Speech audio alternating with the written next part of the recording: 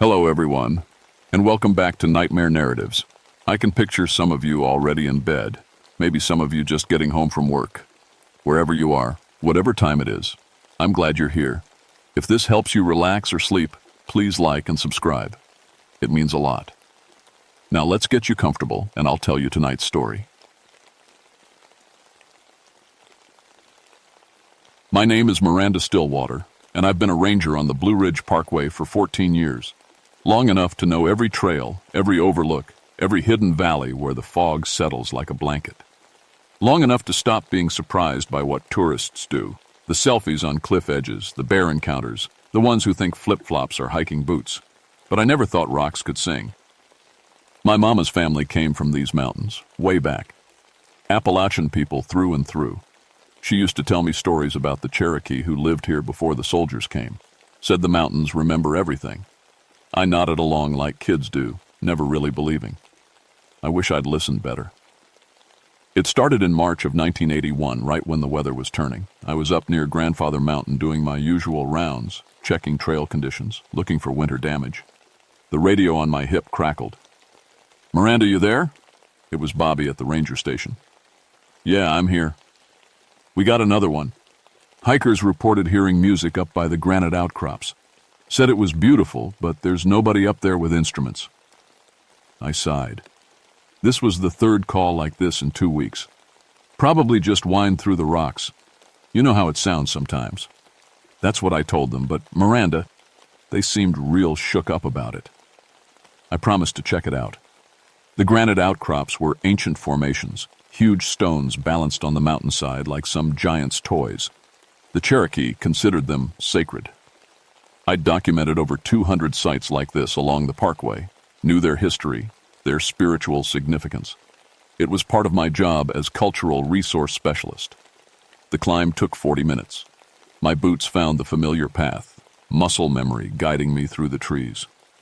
The air smelled like pine and rain, and the fog was rolling in early. Up here at 4,000 feet, the weather changed fast. That's when I heard it. At first, I thought it was wind, a low humming, like someone blowing across a bottle top. But as I got closer to the outcrops, the sound changed. It became melodic, not random at all. It rose and fell in patterns, like a song without words. My skin prickled. I'm not the type to spook easy. 14 years in these mountains, I'd seen plenty of strange things. Weird lights, people swore were UFOs, always car headlights reflected in the fog.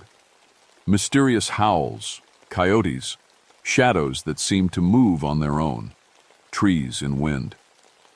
Everything had an explanation. But this sound, it was coming from the rocks themselves. I put my hand on the nearest granite outcrop. The stone was warm, which didn't make sense. It was 50 degrees out, and this side faced away from any sun.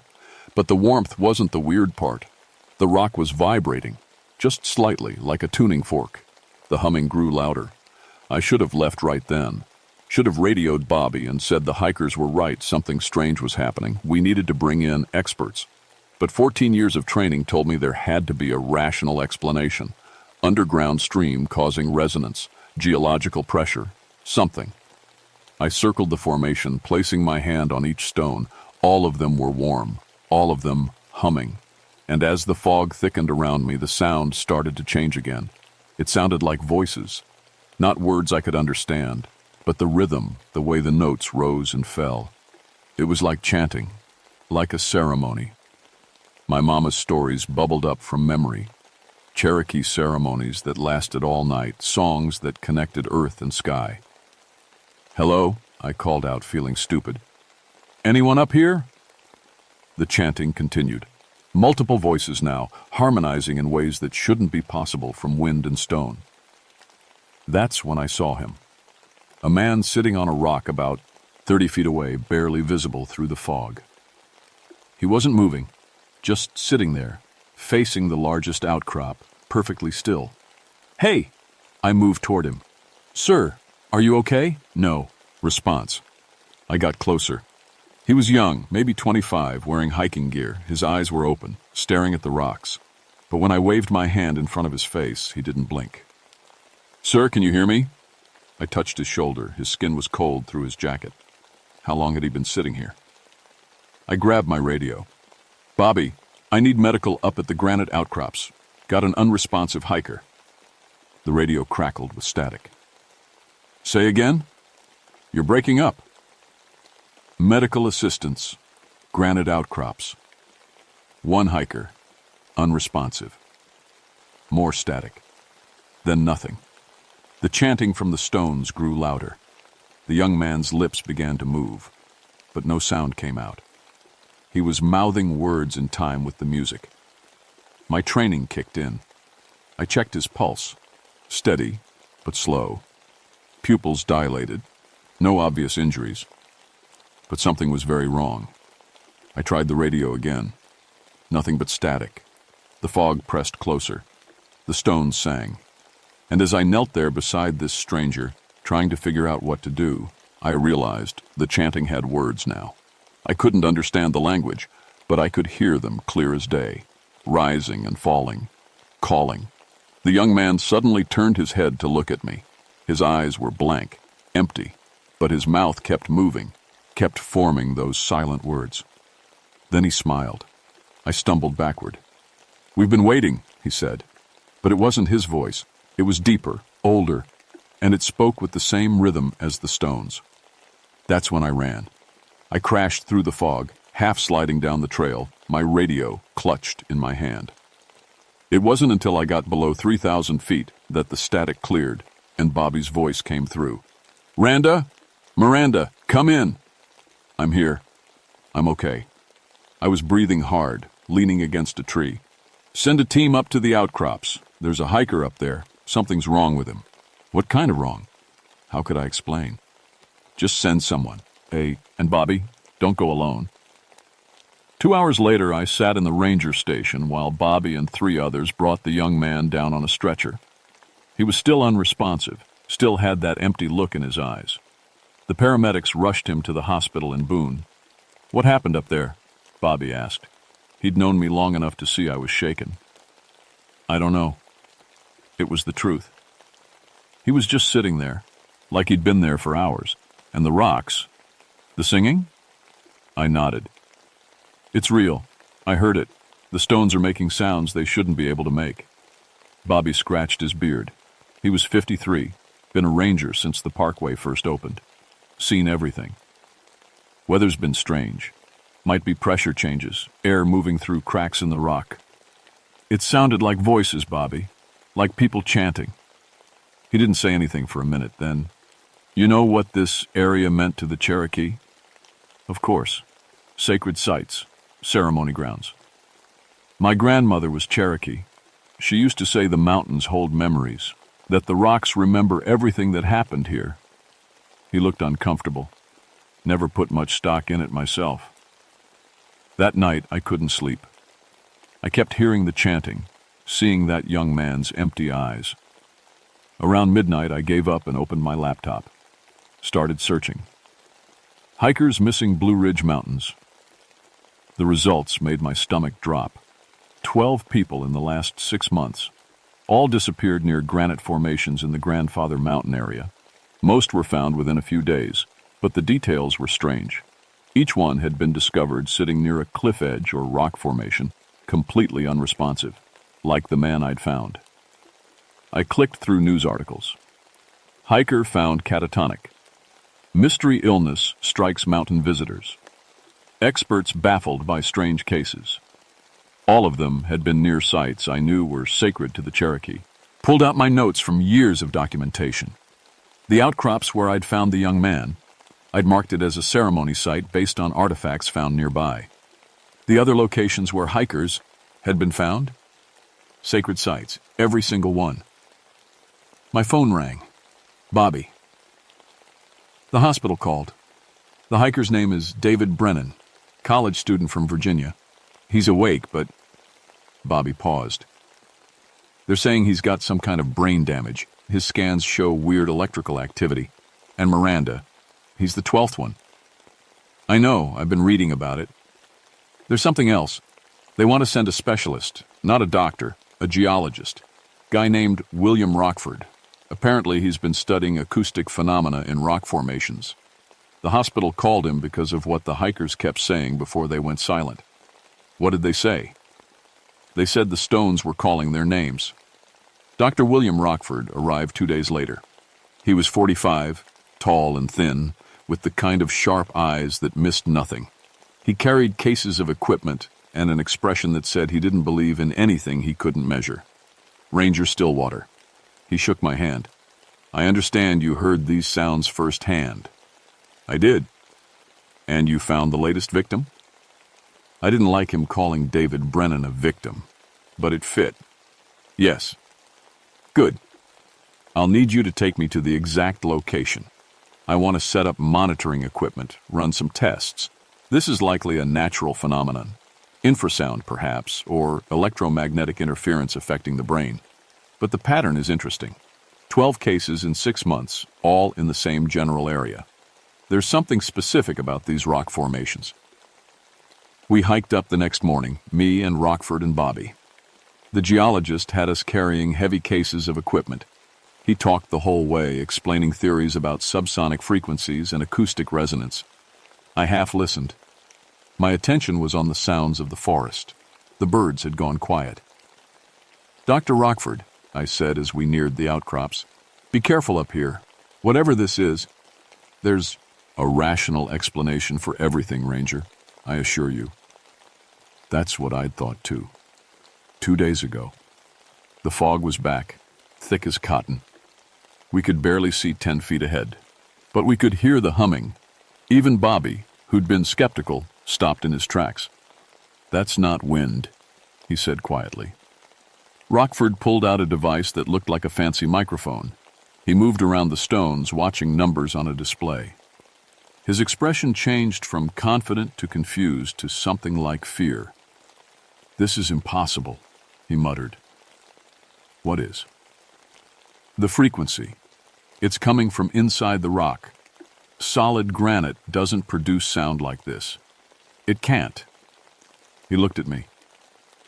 How long has this been happening? The report started 6 months ago, but that doesn't mean... 6 months ago was the spring equinox.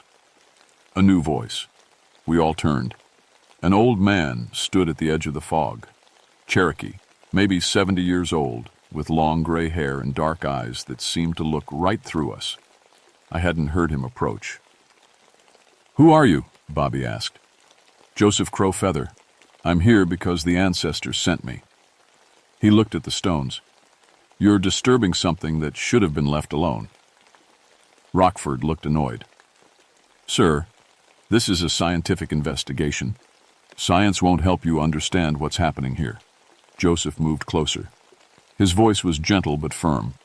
These are the stones that remember pain. Our people bound their voices here during the forced removal, in 1838 when the soldiers came to march us west.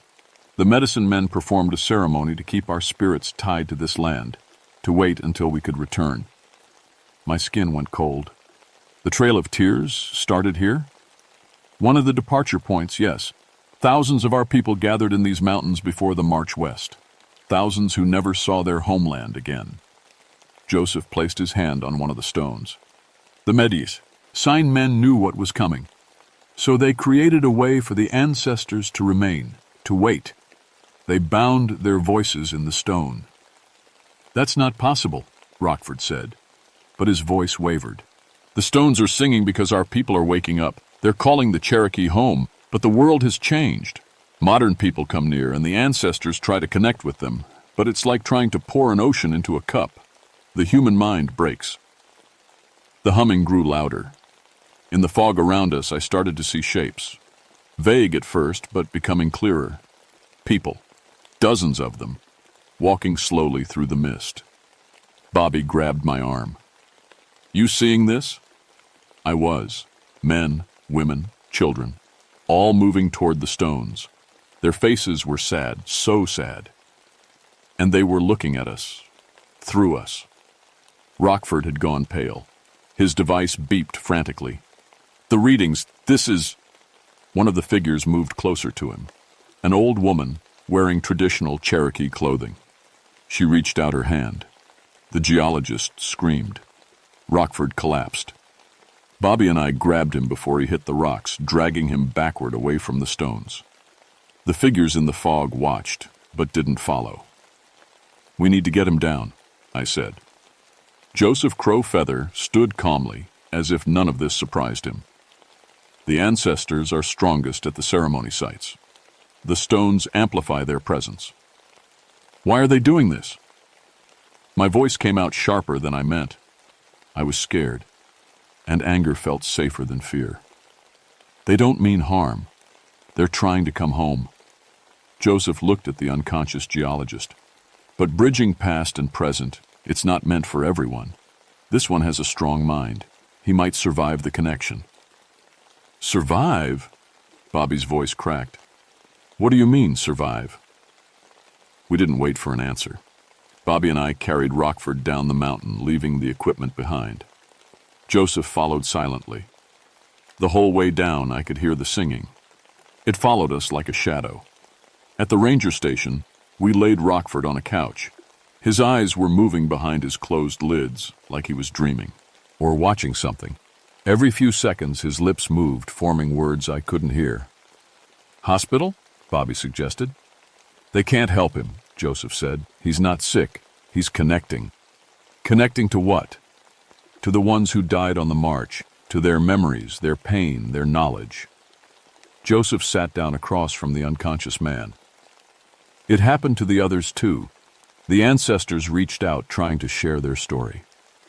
But modern minds aren't prepared. They break under the weight of so much history, so much grief." I thought about David Brennan in the hospital, about the 11 others before him. Can they recover? Some will, some won't. It depends how deep the connection goes. Rockford's eyes snapped open, but they weren't his eyes anymore. They were darker, older, full of an intelligence that didn't belong to the 45-year-old geologist. "Osio," he said. "Hello in Cherokee." Bobby took a step back. I stayed frozen. "Who are you?" I asked. The thing wearing Rockford's face smiled. "I am Swimming Bear. I was medicine man for my people. I performed the stone ceremony in the winter of 1838 before the soldiers came. I bound our voices to the mountains so we would never truly leave." "Why?" My voice shook. "Why are you doing this to people?" "We are calling our children home. The Cherokee who remain carry our blood. We want them to return, to remember who they are, but—" He looked down at Rockford's hands. "The others who come, the ones without Cherokee blood, we don't mean to harm them. We reach out because we are so alone, so lost. We've been trapped in stone for over 100 years, feeling everything, unable to speak. Until now." "What changed 6 months ago?" Swimming Bear stood. Rockford's body moved differently now, with a grace that didn't match the geologist's usual awkward gait. "The conditions became right. The Earth's energy, the position of stars, the gathering of our people's descendants in nearby cities, all of it aligned. The songs could finally be heard again." Joseph Crow Feather spoke in Cherokee. Swimming Bear answered, in the same language. They talked for several minutes while Bobby and I stood there, helpless. Finally, Joseph turned to us. He says more stones are waking. The singing will spread to every Cherokee sacred site along the Blue Ridge. The ancestors are coming back, whether we're ready or not. Over the next week, it got worse. Reports came in from all along the parkway. Hikers hearing music near rock formations. People found catatonic at overlooks, on cliff edges, sitting in the middle of trails. The news picked it up. Mystery illness strikes Blue Ridge Mountains. Strange phenomenon baffles experts. The Cherokee Nation sent spiritual advisors. But when they arrived at the singing stones, something strange happened. The ancestors rejected them. I was there when it occurred. Swimming Bear, still wearing Rockford's body, stood facing 3 Cherokee spiritual leaders at the granite outcrops. The stones hummed their endless song. "We are here to help," one of the leaders said, "to guide you to peace." Swimming Bear laughed. It was a bitter sound. "You've forgotten who you are. You speak our language with white men's tongues. You perform ceremonies learned from books, not from your grandmothers. We don't recognize you as our children." The spiritual leader looked stung. "We've done our best to preserve the ways. You live in their houses, drive their cars, worship their gods. You are Cherokee in name only." Swimming Bear turned to the stones. "We are calling the true descendants, the ones who remember in their blood, even if their minds have forgotten." That night, alone in my cabin, I felt it, a pull, like someone was calling my name, but not with words. A feeling deep in my chest, like homesickness for a place I'd never been. I tried to sleep but couldn't. The humming was in my head now, not loud, not obvious. Just there, like a radio playing in another room. Almost peaceful, almost. At 2 a.m., I gave up and drove to my mother's house.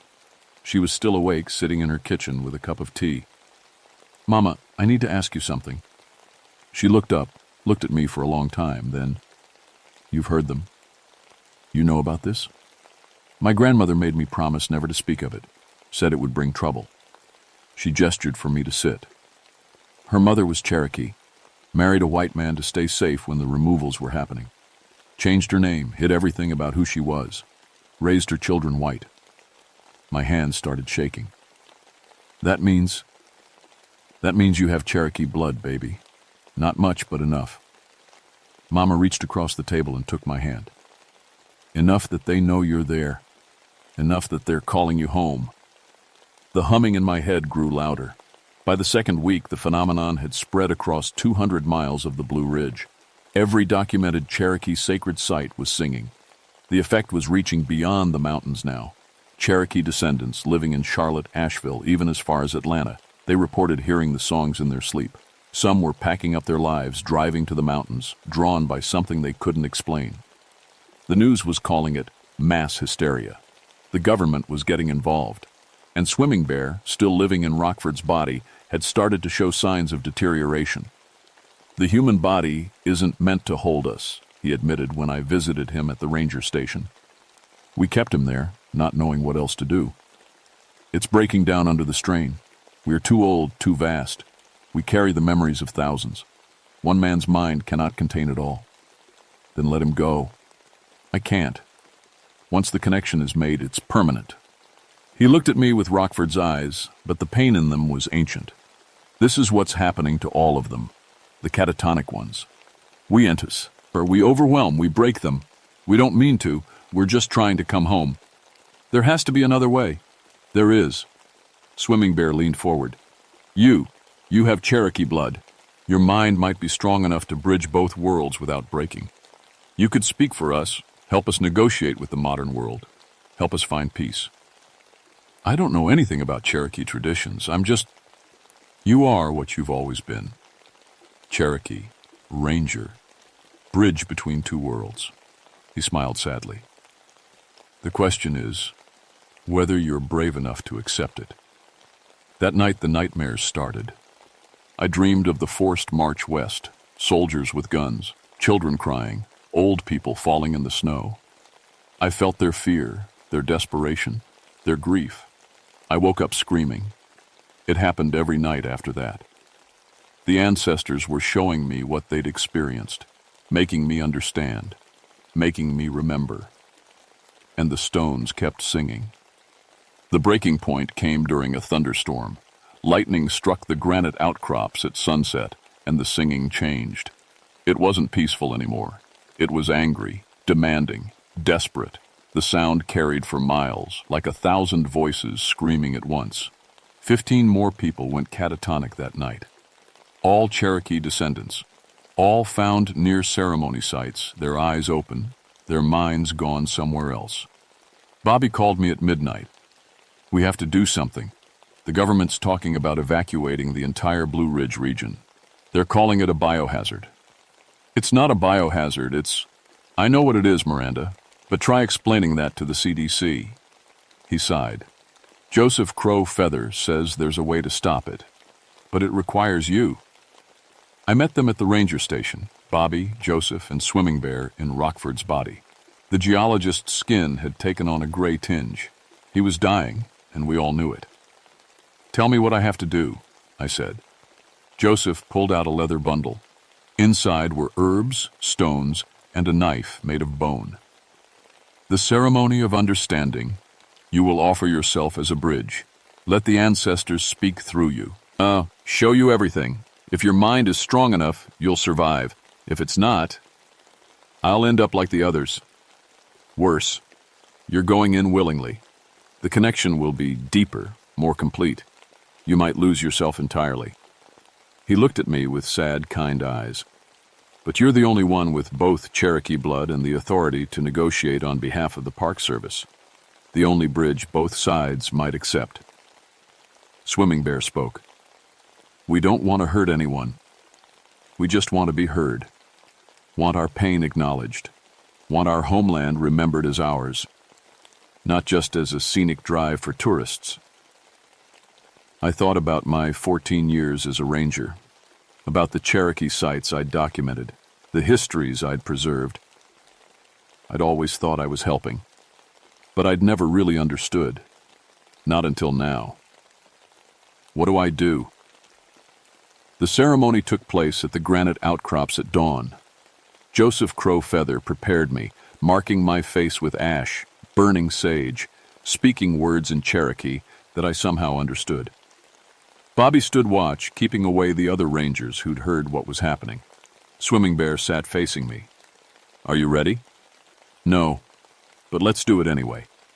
He placed his hands on either side of my face. Rockford's hands were cold. "Don't fight it," he said. "Let them in."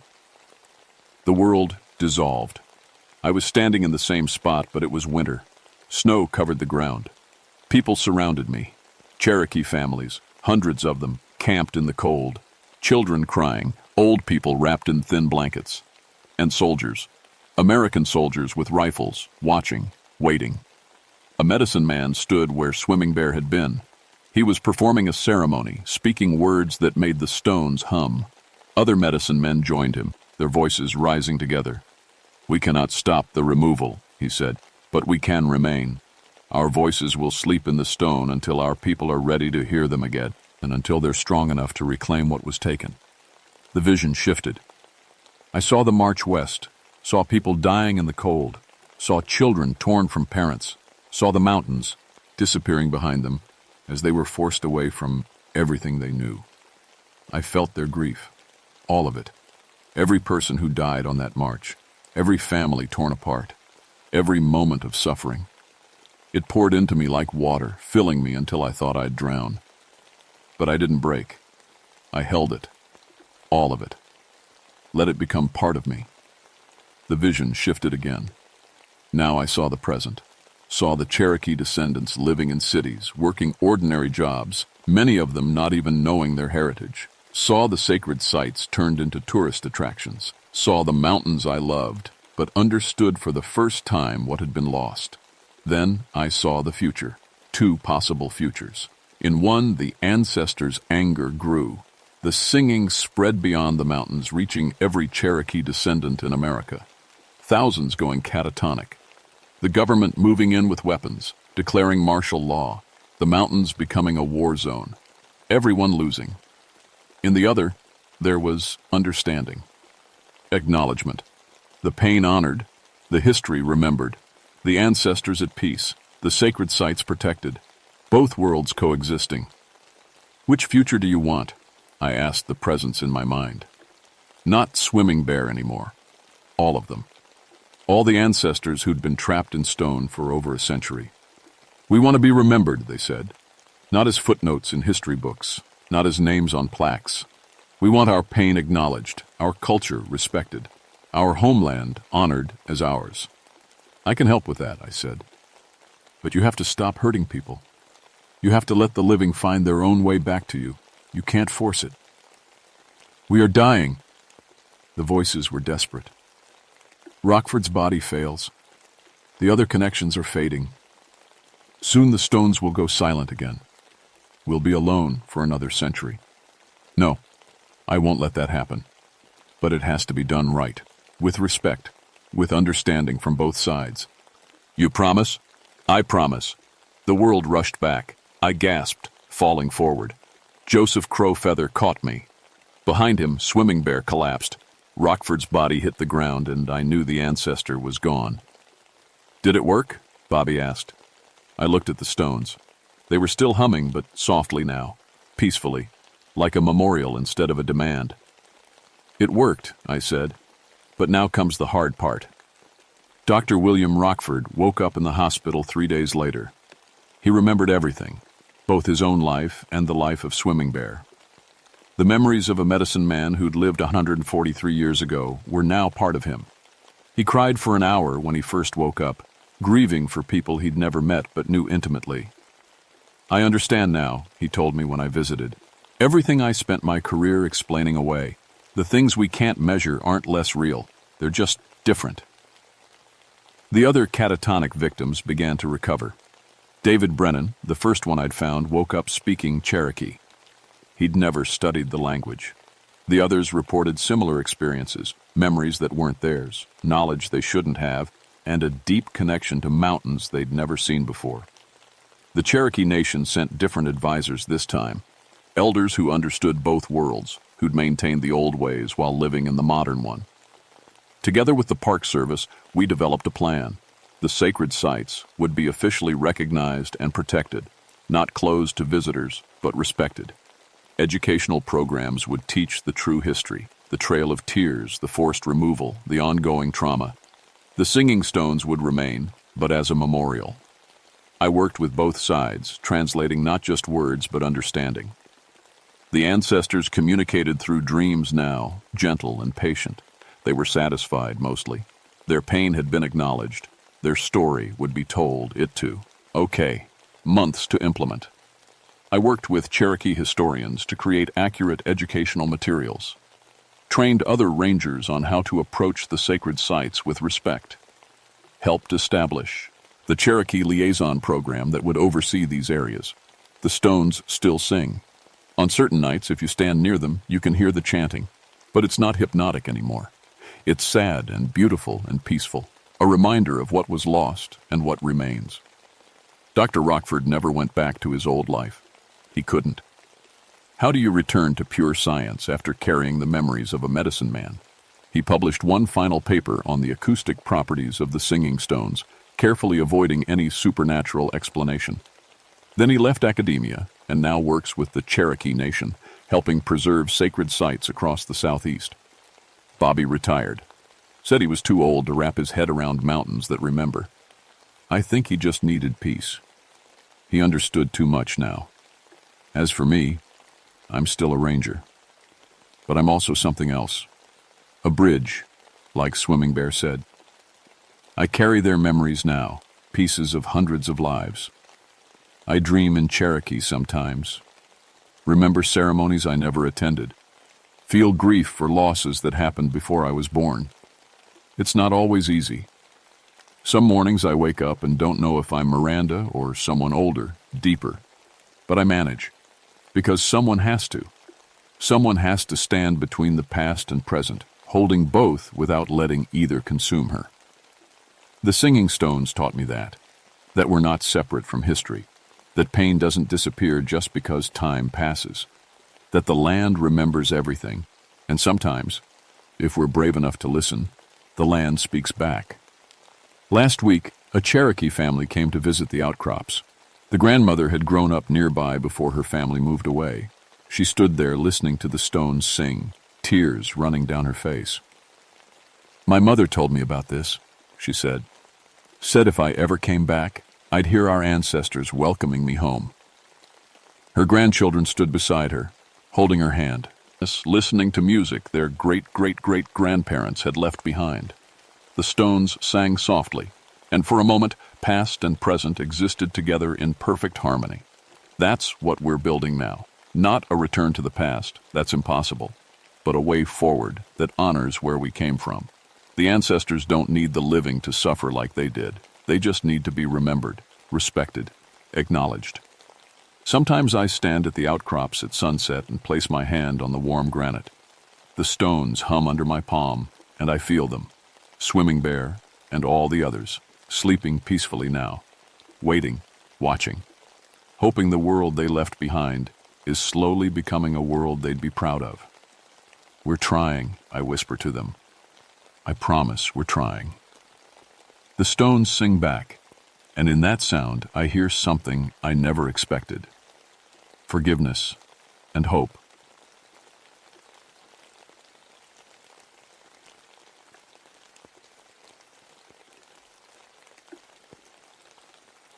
My name is Caleb Moonhunter, and I've been a ranger in the Monongahela National Forest for 16 years.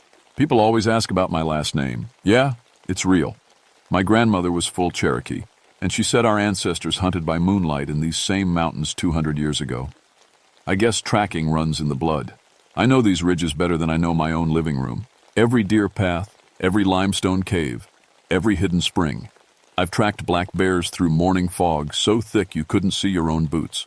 I've found lost hikers who'd been wandering in circles for 3 days.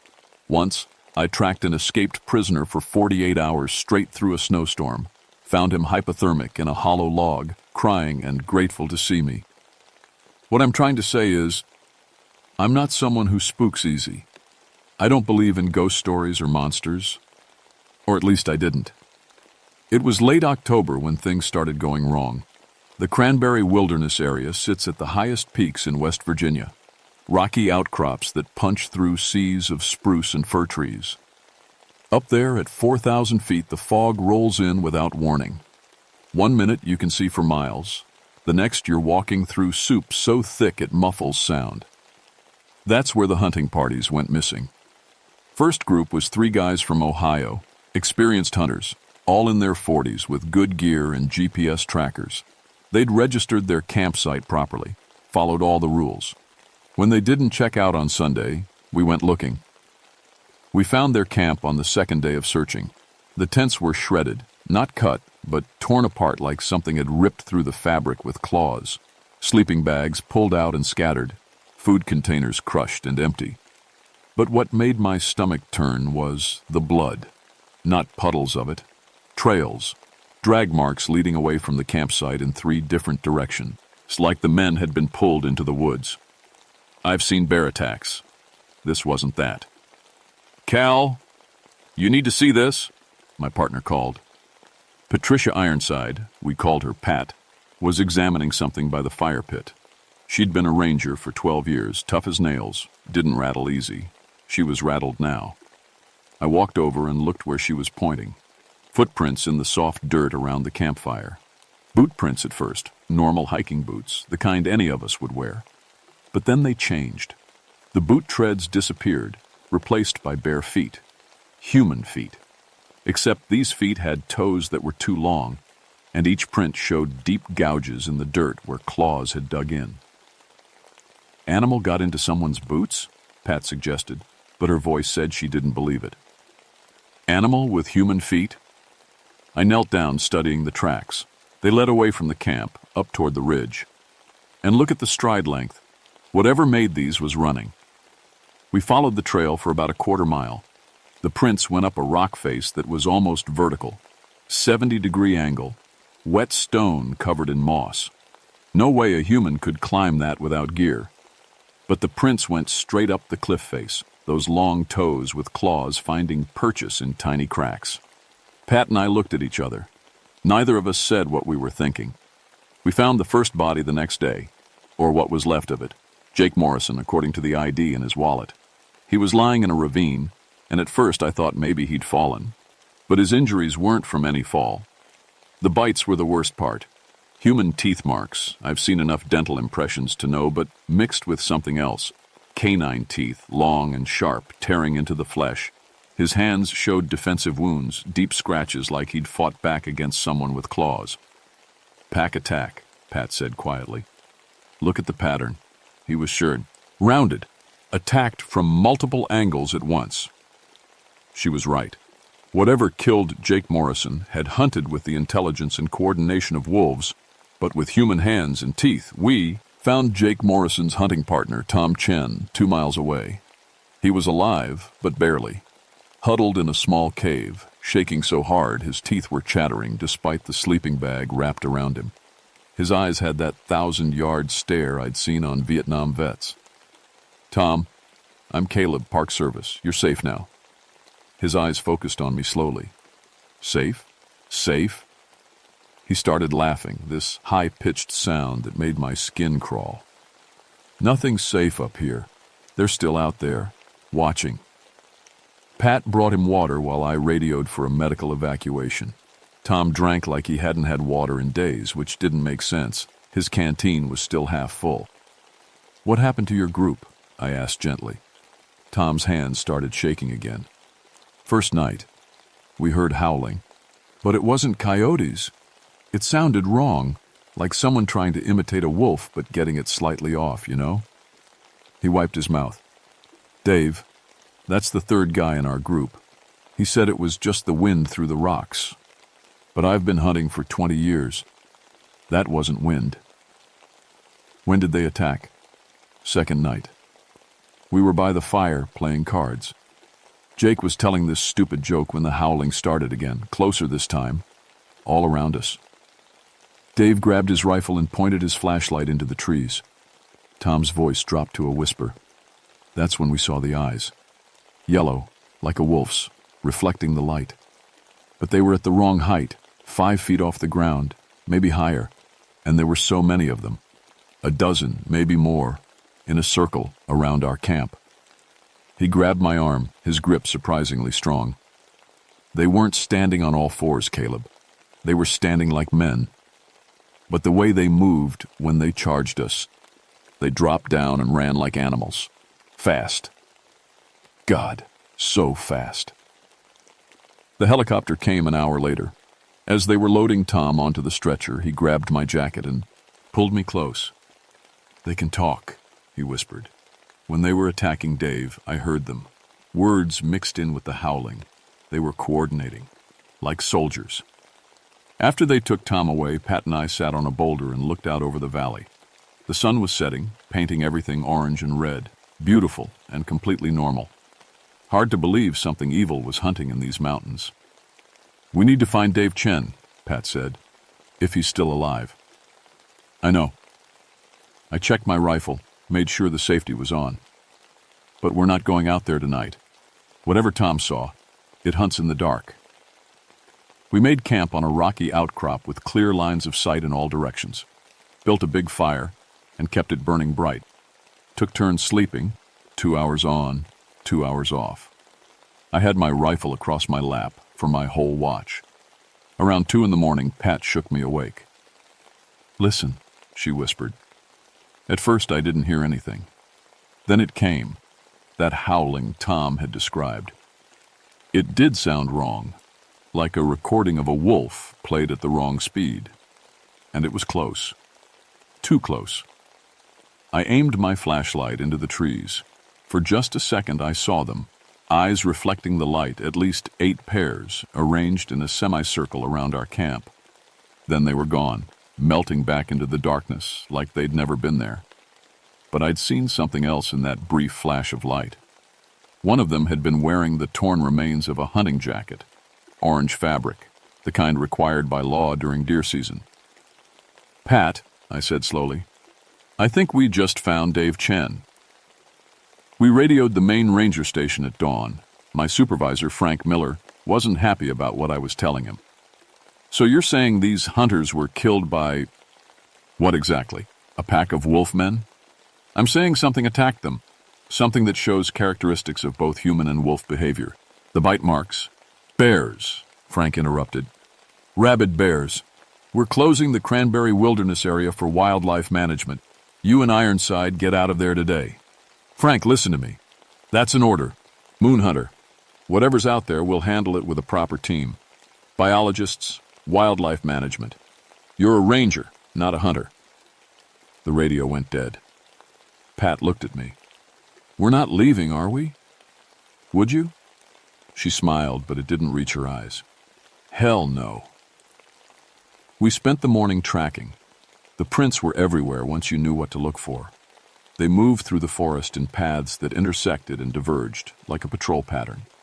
Military tactics. And they marked their territory. Claw scratches on trees 8 or 9 feet up, way higher than any bear could reach. That's when we found the cave system. It was hidden behind a waterfall, the entrance barely visible through the curtain of water.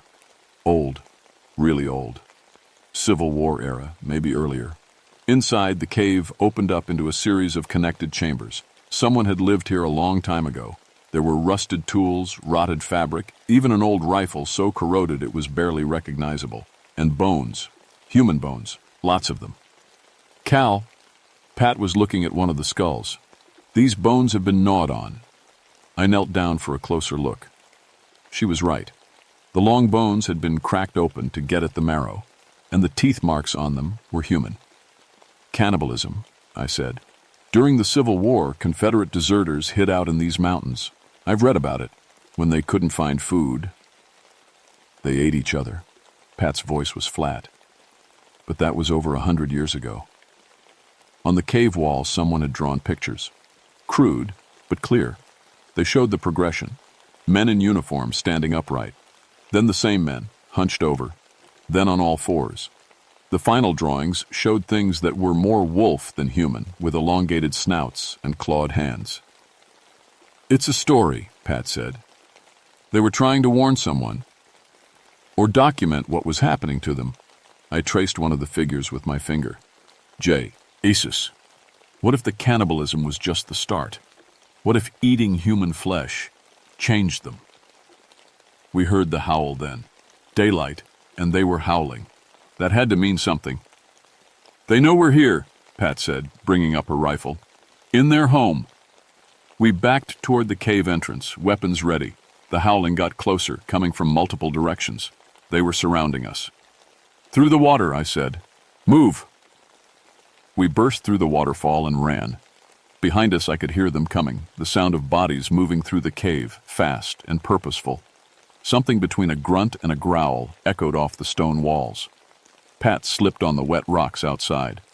I grabbed her arm, hauling her up, and we ran into the forest. My lungs were burning, branches whipping against my face.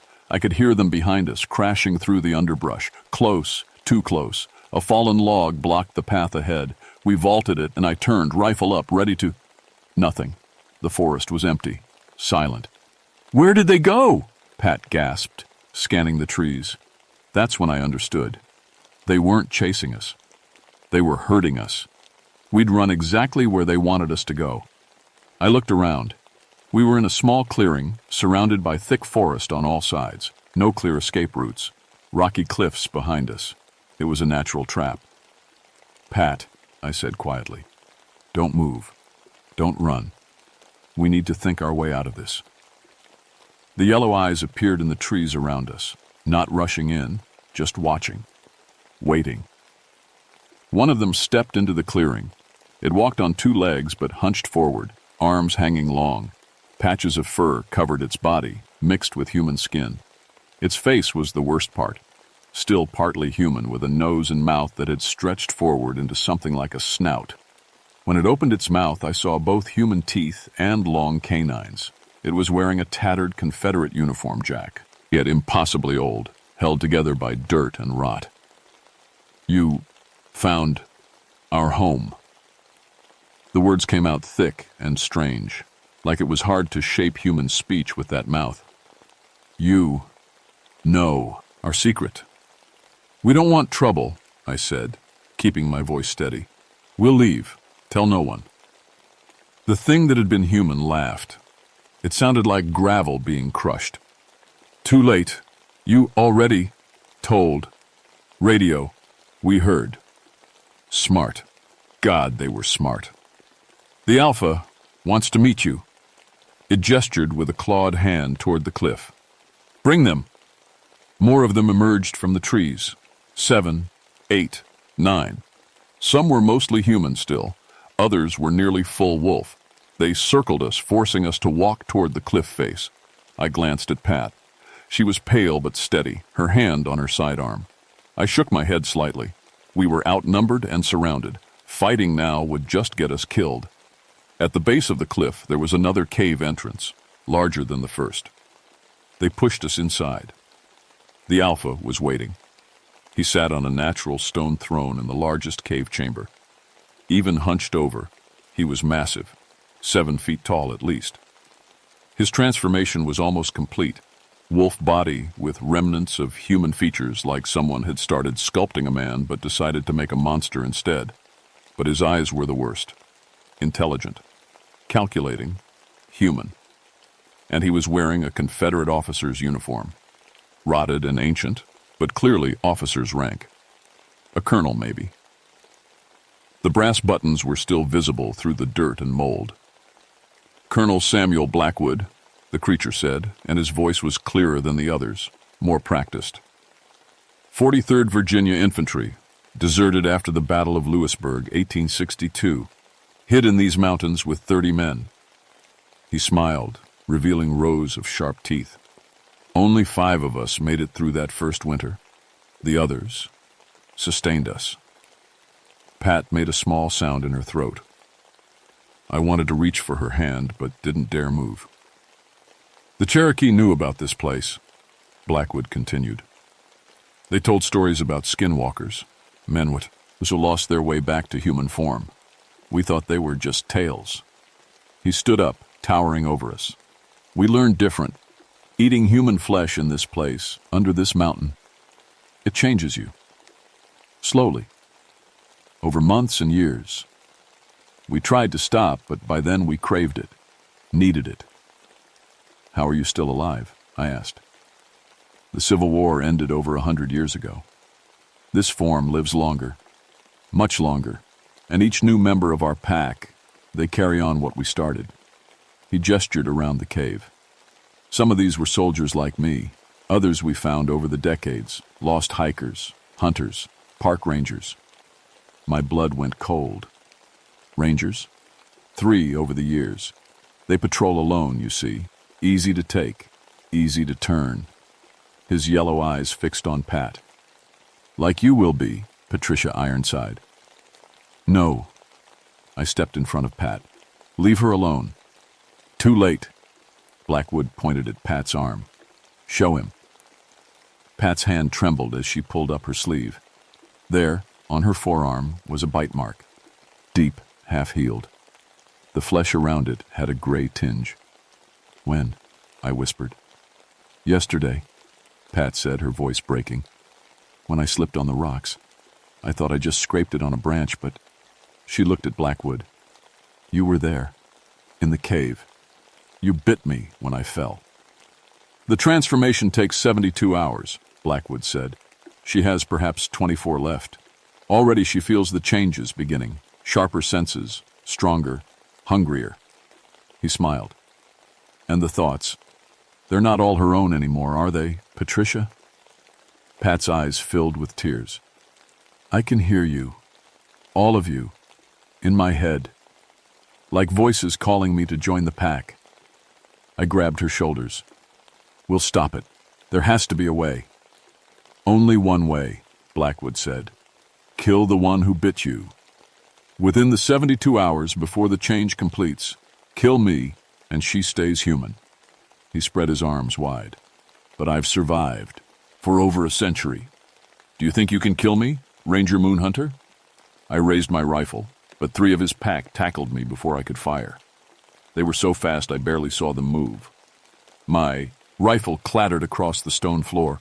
Claws dug into my shoulders, holding me down. Cal! Pat screamed and lunged forward, but Blackwood grabbed her by the throat with one hand, lifting her off her feet. The transformation makes us strong, he said calmly. Makes us fast. Makes us perfect predators. He set Pat down but kept his hand on her shoulder. You have a choice, Patricia. Join us willingly. Retain more of your humanity, more of your mind. Or fight it and become nothing but beast. Either way, in 24 hours, you'll be one of us. Never, Pat spat. Blackwood nodded to his pack. Put them in the lower chamber. Moonhunter can watch his partner transform. Maybe seeing it will convince him to join us willingly.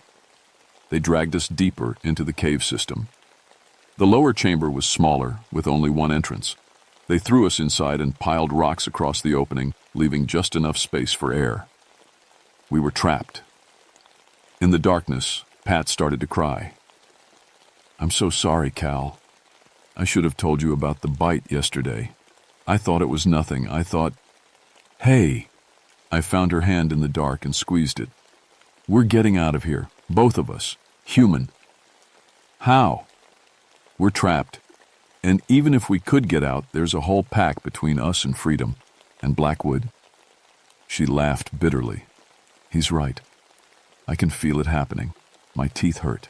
My hands ache. And I'm so hungry, Cal. So hungry it scares me. I felt around the chamber, running my hands over the walls. Stone. Solid stone on all sides. But wait. There was airflow. A draft coming from somewhere. Pat, give me your flashlight. The beam revealed what I'd felt. A crack in the back wall, maybe 2 feet wide and 3 feet tall. Air was flowing through it, which meant it led somewhere. Can you fit through that? I asked. Maybe, but where does it go? Anywhere but here. I started pulling rocks away, from the crack, making it wider. We've got about 23 hours to kill Blackwood. Let's not waste time. Pat helped me dig. As we worked, I could see the changes in her. Her fingernails were longer, thicker. Her eyes reflected the flashlight beam with a golden shine that hadn't been there before. But she was still Pat, still fighting. The crack led to a narrow tunnel.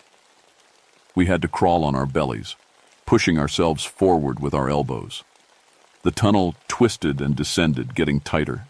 My shoulders scraped the walls. I thought about getting stuck down here, buried alive in stone, and pushed the thought away. The tunnel opened suddenly into another chamber. This one had paintings on the walls, old Cherokee paintings, older than the Civil War drawings. They showed the same transformation story, but these drawings ended with the wolfmen burning. Fire. The Cherokee had fought these creatures with fire. We need fire, I said. Lots of it. Pat checked her pack. I've got emergency flares, 3 of them. And you? I found my pack and checked. Weatherproof matches and... I pulled out the small bottle. White gas for my camping stove. That's not much. Then we'll have to make it count. We followed the chamber to another passage. This one led upward, toward fresher air. I could smell pine trees and wet earth. We were getting close to the surface. The passage ended at a vertical shaft, maybe 30 feet straight up. Roots dangled down from the opening above. Daylight. Blessed daylight. Showing through the leaves. I'll boost you up, I said. You climb out, then help pull me up. Pat looked at the shaft, then at me. Cal, I need to tell you something, in case I don't make it back as me. Don't talk like that. Listen. She grabbed my arm. If the transformation completes, if I become one of them, you have to kill me. Promise me. Don't let me become a monster. Pat, promise me. I promise. The words hurt coming out, but it won't come to that. I boosted her up. She grabbed the roots and started climbing. For a moment, I thought she wouldn't make it. The roots looked old and brittle, but that new strength was already in her, and she pulled herself up with an ease that would have been impossible 24 hours ago. She leaned back down through the opening. Your turn. I jumped, caught her hand, and she hauled me up with that supernatural strength. We collapsed on the forest floor, breathing hard, covered in dirt and cave slime. Where are we? Pat asked. I looked around, getting my bearings. About 2 miles from the main cave entrance, we came up on the north ridge. I checked my watch. 22 hours left. Then let's go kill a colonel. We spent the next 3 hours preparing. Found a fallen tree, dry and full of dead wood. Used my knife to carve long stakes, sharpened at both ends. Soaked them in white gas. Made torches from branches wrapped in moss and cloth from our emergency blankets, also soaked in fuel. Pat was moving faster now, her reflexes sharper. Twice I saw her start to smell the air, head tilted like a wolf testing the wind. Each time she caught herself and looked away, ashamed. It's getting stronger, she said. The pull. I can feel where they are, Cal. The whole pack. It's like... like a map in my head. Blackwood is in the main cave with most of the pack, but some are patrolling. Can you lead us around the patrols? She closed her eyes, concentrating. Yes, but Cal, they'll know I'm coming. Blackwood can feel me too. It goes both ways. Good, I said, checking my rifle. Let's make sure he knows we're coming. We approached the main cave at dusk. The patrols were where Pat said they'd be, and we moved through the gaps in their coverage. Military tactics, I thought. Blackwood had trained his pack like soldiers. At the cave entrance, we stopped. I could see yellow eyes in the darkness inside, watching us. Last chance to run, Pat said. She was trembling, her hands clenched into fists. 20 hours left. We could try to reach the ranger station, get help. No time. By the time we explained what's happening, you'd be one of them. I lit one of the torches. The flames caught, burning bright. Besides, we both know how this has to end. Pat lit her torch. In the firelight, I could see the changes more clearly. Her face was longer, her jaw more pronounced. Patches of her skin had a gray, furry texture, but her eyes were still human, still Pat. Together then, she said. We walked into the cave. Blackwood was waiting in the main chamber, his pack spread out behind him. 20 of them at least. Some were fully transformed. Others, like Pat, were caught between human and beast. You came back, Blackwood said, surprised. I thought you'd run. Try to save yourself. She's my partner, I said simply. I don't leave my partner. Loyalty. Blackwood tilted his head. A good trait for the pack, but wasted on humanity. Join us, both of you. You'd be formidable additions. Pass. Pat stepped forward, her torch held high. I'm here to kill you, Colonel. Break the curse. Stay human. Blackwood laughed. You think fire frightens me? I've lived through 100 forest fires. Maybe, I said, but your pack hasn't. I threw my torch into the dried moss and leaves we'd spread by the cave entrance. The white gas caught instantly, flames roaring up. The fire spread fast, blocking the exit. The pack howled, a sound of pure fear. That instinctual terror of fire, even their human intelligence couldn't overcome it. In the confusion, Pat charged Blackwood. She was fast, faster than human, but he was faster. He batted her aside with one arm, sending her crashing into the cave wall. I fired my rifle. The bullet caught Blackwood in the shoulder, spinning him around. He roared in pain and anger, then lunged at me. I dove aside, dropping the rifle. Flew, pulling the long stakes from my pack. Not silver, we didn't have silver, but we had fire. I thrust one of the burning stakes at Blackwood's face. He reared back, and I saw it.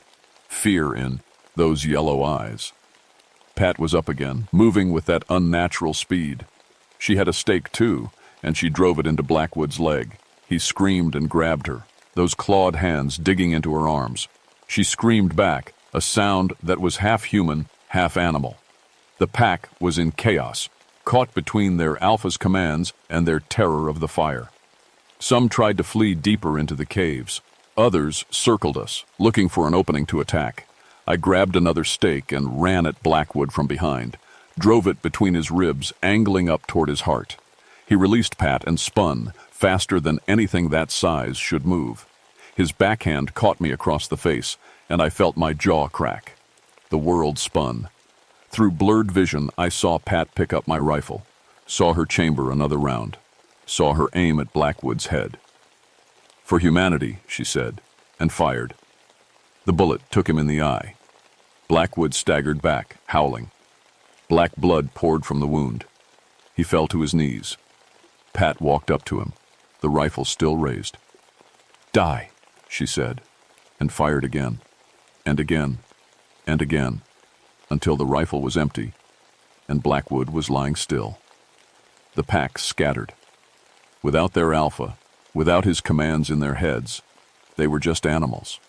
They fled into the deeper caves, away from the fire, away from us. Pat dropped the rifle. She was shaking all over. Cal, is he dead? Is it done? I checked Blackwood's body. No pulse. No breathing. As we watched, his body began to change, the wolf features fading, revealing the man he'd been over a century ago, old and gray and finally at peace. "It's done," I said. Pat collapsed. I caught her, lowered her to the ground. "How do you feel?" She looked at her hands. The claws were receding, the fur fading. "Tired. So tired, but I feel like me again. The voices are gone." She started crying. "The voices are gone, Cal." We made it out through the smoke and flames. Behind us, the fire spread through the cave system, consuming everything. The old Confederate hideout, the bones, the paintings, all of it burning away. 3 days later, I sat in the ranger station writing my report. The official story was a rabid bear attack. The Cranberry Wilderness area was closed for 6 months while wildlife management cleared out the bear population. Frank Miller read my report and then looked at me over his reading glasses. "Rabid bears." "Yes, sir. That left human bite marks and claw scratches 8 feet up on trees. Rabid bears can do strange things, sir." He stared at me for a long moment, then stamped the report approved. "Take a month off, Moonhunter. You and Ironside both. Paid leave. When you come back, I'm transferring you to the Cherokee National Forest in Tennessee." "Why Tennessee?" "Because there have been reports, similar to what happened here." He handed me a folder. "Hikers going missing, strange tracks, night howling, and I need someone who knows what to look for." I took the folder. "So you believe me?" "I believe these mountains have secrets older than the Park Service, older than the Civil War, older than us." He stood up. "And I believe we need rangers who can handle those secrets. Rangers who won't run when things get strange." That was 3 months ago. Pat and I start in Tennessee next week. She made a full recovery, physically at least. Sometimes I catch her testing the air with her nose or tilting her head at sounds I can't hear. The transformation left her with some enhanced senses, small reminders of what she almost became. We keep in touch with Tom Chen, the survivor from that first hunting party. He's seeing a therapist now, working through the trauma. He sent me a news article last week. Hikers missing in the Smoky Mountains. Bite marks, strange tracks. I've started carrying silver bullets in my rifle. And a blowtorch. Because Frank was right. These mountains have secrets. And some of those secrets have teeth. The Ridge Runners scattered when Blackwood died. But they're still out there. Some have probably died, unable to survive without their pack. But others have learned, adapted, maybe started new packs in new mountains. Pat and I talked about it over coffee yesterday. "We can't stop them all," she said. "There could be dozens of packs, hundreds of transformed people hiding in wilderness areas across the Appalachians." "No," I agreed. "But we can stop the ones we find. Protect the hikers and hunters who don't know what's out there." I looked at the Tennessee folder. It's what rangers do. We protect people from the dangers in the wilderness. Even when the danger used to be people, especially then. Tonight's my last night in West Virginia. Tomorrow we drive to Tennessee, to new mountains and new threats. I'm sitting on my porch watching the sun set over the ridges where this all began. The Cranberry Wilderness is still closed, though it will reopen in a few months. Sometimes, late at night, I wonder if we got all of Blackwood's pack. If maybe some of them survived, hiding deep in the caves, waiting for the rangers to leave so they can hunt again. Then I remember Pat, fighting through her transformation to stay human, fighting to save herself and stop Blackwood. If she could resist the curse, maybe others can too. Maybe some of the Ridge Runners want to be saved, or maybe I'm just being hopeful. Either way, I'll be ready. Silver bullets, fire, and the knowledge that sometimes the monsters in the dark used to be people like us, people who got lost in the wilderness and never found their way back. My name is Caleb Moonhunter, and I hunt things that used to be human. It's not the job I signed up for 16 years ago, but it's the job I have now. And somewhere in the Tennessee mountains, something is waiting. Time to go find it.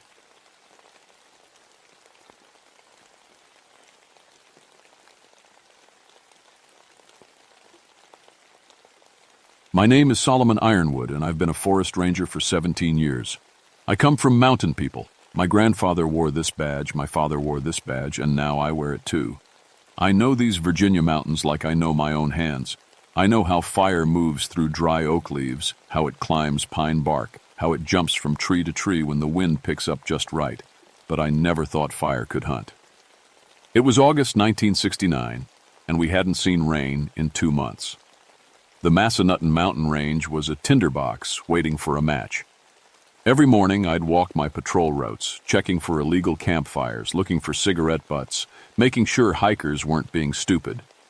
That's what fire prevention means, stopping fires before they start. I was good at my job, really good. In 17 years, I'd fought brush fires, crown fires, ground fires. I'd seen fire do things that would make your stomach drop. I'd watched it jump a river. I'd seen it create its own weather system. Fire is powerful and wild, but it follows rules. Wind, fuel, heat, that's all fire needs. It doesn't think. It doesn't plan. At least, that's what I believed back then. The first body turned up on a Tuesday morning. A hiker named Dennis Morrison, 23 years old, from Richmond. Another hiker found him just off the trail near Duncan Hollow, sitting against a tree like he'd stopped to rest. Except Dennis Morrison was dead. I got there 40 minutes after the call came in. The other hiker, a college kid who looked ready to throw up, waited by the trail marker. "He's just sitting there," the kid kept saying. "He's just sitting there like he fell asleep." I walked into the woods with my radio and my first aid kit, even though I already knew there was nothing to aid. You can tell death from a distance. It has a stillness that living things don't have. Dennis Morrison sat with his back against a big oak tree, his arms resting on his knees. His eyes were closed. His hiking pack was still on his shoulders. He looked peaceful, like he really had just dozed off in the shade. But his skin was wrong.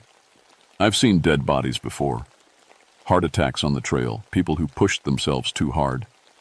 But Dennis Morrison's skin looked like old leather left in the sun. His face was wrinkled and dry, his lips pulled back from his teeth. His hands looked like mummy hands, all bones and papery skin. He looked like he'd been dead for weeks, not hours, like something had sucked all the water right out of him. I radioed for help and checked the area while I waited. No signs of struggle, no blood. His canteen was full. His clothes weren't torn or dirty. There was no campfire nearby, no burn marks on the trees. The weird thing was, the ground around him was bone dry, drier than the rest of the forest, like something had baked the earth itself. Captain Maria Stormcrow arrived with the medical examiner an hour later. Maria was new to our station, transferred from a military firefighting unit out west. She specialized in what she called unusual fire patterns, basically the weird stuff that didn't follow normal fire behavior. She was 35, Creek Nation, and she noticed things other people missed. She walked around the body 3 times before she said anything. "No burn marks," she said finally. "But look at the tree bark behind him." I looked. The oak bark had small cracks in it, like it had been exposed to heat. Not enough to char it, but enough to dry it out. "Heat damage," Maria said, "without fire." The medical examiner loaded Dennis Morrison into a body bag. His body was so dried out he barely weighed anything, like all the water in him had just gone. "Dehydration," the examiner said. "Extreme dehydration. Maybe he ran out of water and his body just gave up." But hey, his canteen was full. I kept thinking about that. That night I couldn't sleep. I kept seeing Dennis Morrison's papery skin, his dried out hands. I got up at 2 a.m. and made coffee, sitting at my kitchen table with a map of the George Washington National Forest spread out in front of me. Duncan Hollow. That's where we found him. The area had history, old history. Civil War skirmishes. Before that, Cherokee hunting grounds. My grandfather used to tell stories about the mountains, about places where bad things happened and left a mark. He'd point to certain valleys and say, "Don't camp there after dark." Don't ask me why, just don't. Duncan Hollow was one of those places. I traced my finger along the map, following the trail lines. The Massanutten Range had dozens of caves, limestone caverns that went deep into the mountain. Some were mapped, most weren't. As a kid, I'd explored a few with my father. He'd always bring a rope and extra flashlights, and he'd always say the same thing before we went in. Respect the mountain. It's older than us, and it'll be here long after we're gone. I believed him then. I believe him more now. The second body showed up 3 days later. Sarah Chen, 31, a botanist from the university. She'd been collecting plant samples in the national forest, working on some study about drought-resistant species. Her research partner found her in a clearing near Strickler Knob, lying on her back with her sample kit beside her.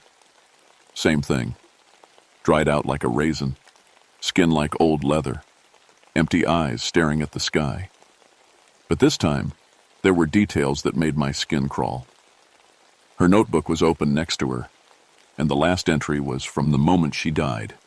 The handwriting started normal, then got shaky, then stopped mid-word. I read it while Maria photographed the scene. Temperature rising, no sun, no fire, just heat. It's inside me. That's where it ended. Look at this, Maria said. She pointed to the ground around Sarah's body. The grass was dead in a perfect circle, about 10 feet across. Not burned, just dead and gray, it had been cooked from underneath. And in that circle, the dirt had patterns. Not random patterns, geometric ones, lines and angles that didn't look natural. Fire does this sometimes, Maria said, but her voice said she didn't believe it. Weird patterns in the burn zone, but there's no char, no ash, nothing burned here. I took photos from every angle. Something was very wrong, and I needed evidence that I wasn't crazy. That afternoon, we interviewed Sarah's research partner, a nervous grad student named Tim. He'd been working a different section of the forest when Sarah died. She radioed me around noon, Tim said. Said she was finding really interesting specimens. Lots of dead undergrowth, but some plants were thriving. She wanted to document it. He swallowed hard. An hour later, I tried to call her back. No answer. So I hiked over and found her. Did she mention feeling sick? I asked. Hot? Dizzy? No. She sounded excited. Normal. Tim's hands shook. What killed her? The examiner said dehydration, but that doesn't make sense. She had water. She had food. You don't just die like that. Maria and I exchanged looks. No, you don't. We started calling other ranger stations, asking if they'd seen anything similar. Most of them laughed it off. Heat stroke, they said. People underestimate the mountains. But one old ranger from Shenandoah, a guy named Pickett who'd been working the forests since the 1940s, he didn't laugh. You say the bodies are dried out? Pickett asked over the phone. Perfect circle of dead grass? Patterns in the dirt? Yeah, I said. Long silence. Then, get yourself to the library in Luray. Ask for the local history collection. Look up the Massanutten Mountain Fires of 1863. He hung up. Maria drove us to Luray the next morning. The library was small, tucked between a hardware store and a diner. The librarian, Mrs. Keller, about 70, with sharp eyes behind thick glasses, led us to a back room filled with old books and newspaper archives. Massanutten Mountain Fires, she said, pulling out a leather-bound journal. Civil War, period. Not many people know about them. The journal belonged to a Union officer named Captain James Wardell. His handwriting was neat and precise, dated November 1863. We discovered the deserters hiding in caves near the South Fork. 6 men, 3 Confederate, 3 of our own. Colonel Bradford ordered them brought to justice. What followed will haunt me until death. Bradford claimed they were tried and sentenced, but there was no trial. He had them taken to the deepest cave, the one the locals call Hell's Throat, and ordered his men to seal the entrance with burning timber. They burned them alive inside that mountain. That night, I swear I saw lights moving in the caves, orange and red, like fire, but they moved with purpose. They moved like they were searching. 3 of Bradford's men died the next day, found sitting upright, dried like mummies. The doctor had no explanation. We left those mountains as fast as we could. I felt cold despite the summer heat outside. "There's more," Mrs. Keller said softly. She pulled out newspaper clippings from the 1920s. During Prohibition, bootleggers used the caves to hide their stills. Between 1923 and 1926, 43 bootleggers died in those mountains. Same way, dried out, no burns, found near cave entrances. Maria was reading the clippings, her face grim. They stopped after 26. "The caves were closed off," Mrs. Keller said. "Park Service sealed the entrances, said they were too dangerous." She looked at us meaningfully. "But every 20 or 30 years someone finds a way in, and people start dying again." I thought about the drought. 2 months without rain, the earth cracking open, old sealed caves maybe opening up again. "We need to find those caves," I said. That night, I had the first dream. I was standing in a cave, watching 6 men burn. They screamed, but the fire didn't consume them. It went inside. Them. Into their mouths, their eyes, their skin. The fire lived inside them, and it was still hungry. It had been hungry for over 100 years. One of the burning men turned to look at me. His eyes were made of flame. "We were innocent," he said. "We were innocent, and we burned." I woke up sweating, even though my window was open and the night air was cool. My phone rang at 3 a.m. It was Maria. "I'm having dreams about fire," she said without preamble. "Men burning in a cave." "Are you?" "Yeah," I said. "This is real, isn't it? This is actually happening." I wanted to say no. I wanted to laugh it off, blame it on stress and summer heat and too much reading about historical deaths. But I was a mountain man. My grandfather taught me that some things are real, even if they don't make sense. "Yeah," I said again. "It's real." "Then we need to find those caves before anyone else dies." 3 people were already dead. We didn't know it yet. But by the end of the week, 5 more would join them. The fire spirits were waking up, and they were hungry. We started searching for the caves at dawn. Maria had pulled old surveyor maps from the 1860s, comparing them to modern topographical charts. The landscape had changed: rock slides, erosion, 106 years of weather. But caves don't just disappear. "Here," Maria said, pointing to a spot on the map. "Hell's Throat, South Fork area, elevation 2,400 feet. The old maps show it as a major cavern system, but the new maps just show solid rock." "Because they sealed it," I said. "But maybe the drought opened it back up. Ground contracts when it's dry, cracks form." We loaded up our gear: ropes, flashlights, first aid kits, radios. Maria also packed something I didn't expect: sage bundles and cedar chips. "My grandmother taught me," she said when she saw me looking. "Some fires need more than water to put out." The hike took 4 hours. The trail was rough, overgrown in places where hikers hadn't walked in decades. The forest felt wrong, too quiet. No birds singing, no squirrels chattering, just the sound of our boots on dry leaves and the occasional crack of a dead branch. We found the first marker around noon, a stone cairn with a rusted metal plate nailed to it.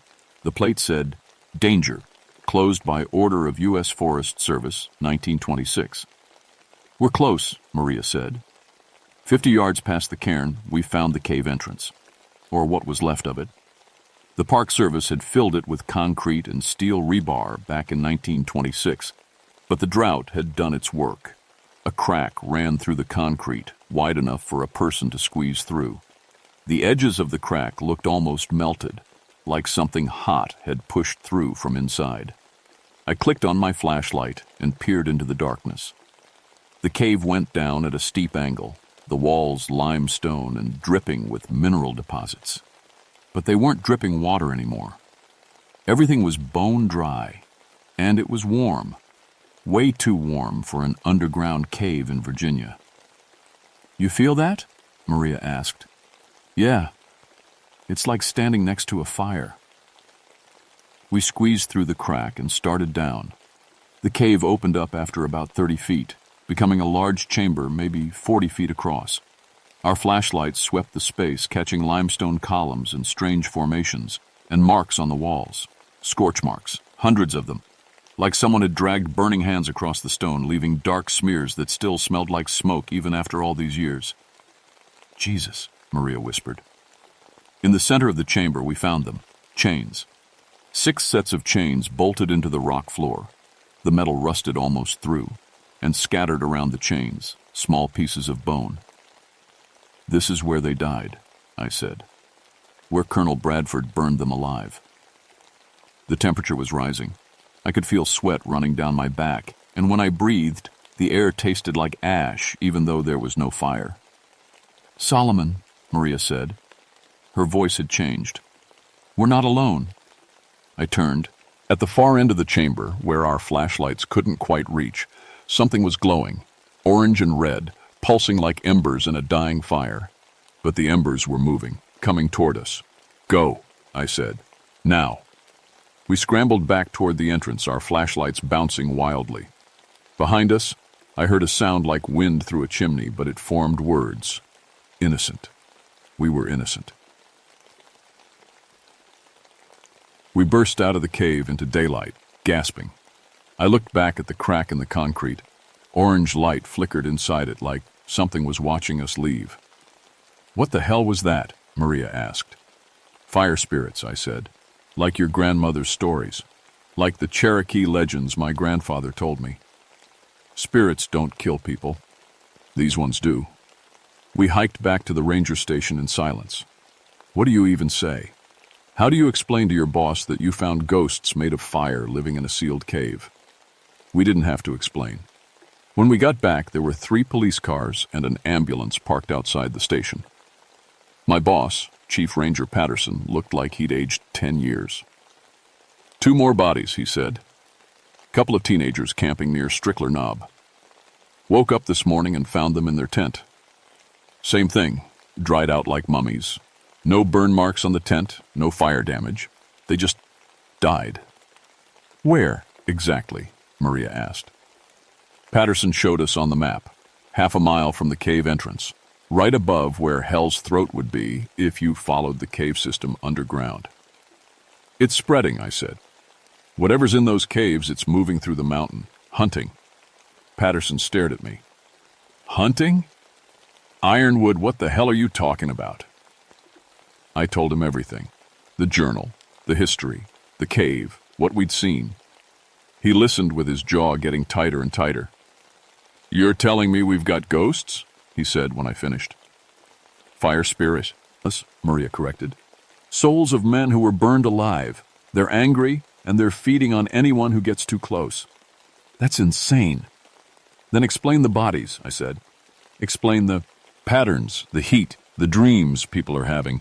Explain why this started right after the drought cracked open that cave." Patterson couldn't. Nobody could.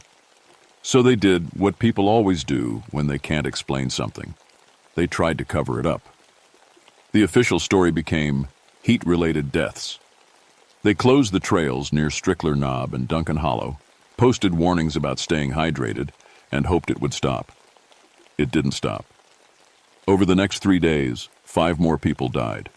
A ranger on patrol, 2 maintenance workers clearing trail debris, a photographer who'd ignored the trail closures, a teenage boy who'd gone into the woods on a dare.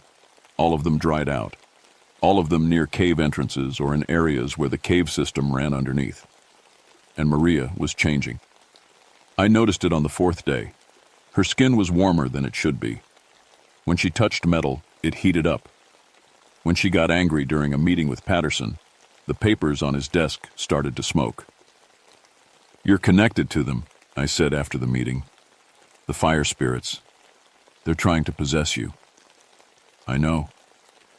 She looked scared for the first time since I'd known her. "I can feel them inside my head. Their anger, their pain. They were innocent, Solomon. They were really innocent.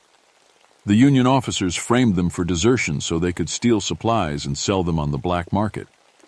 These men died for crimes they didn't commit. So what do they want?" "Justice," Maria said. They want someone to know the truth.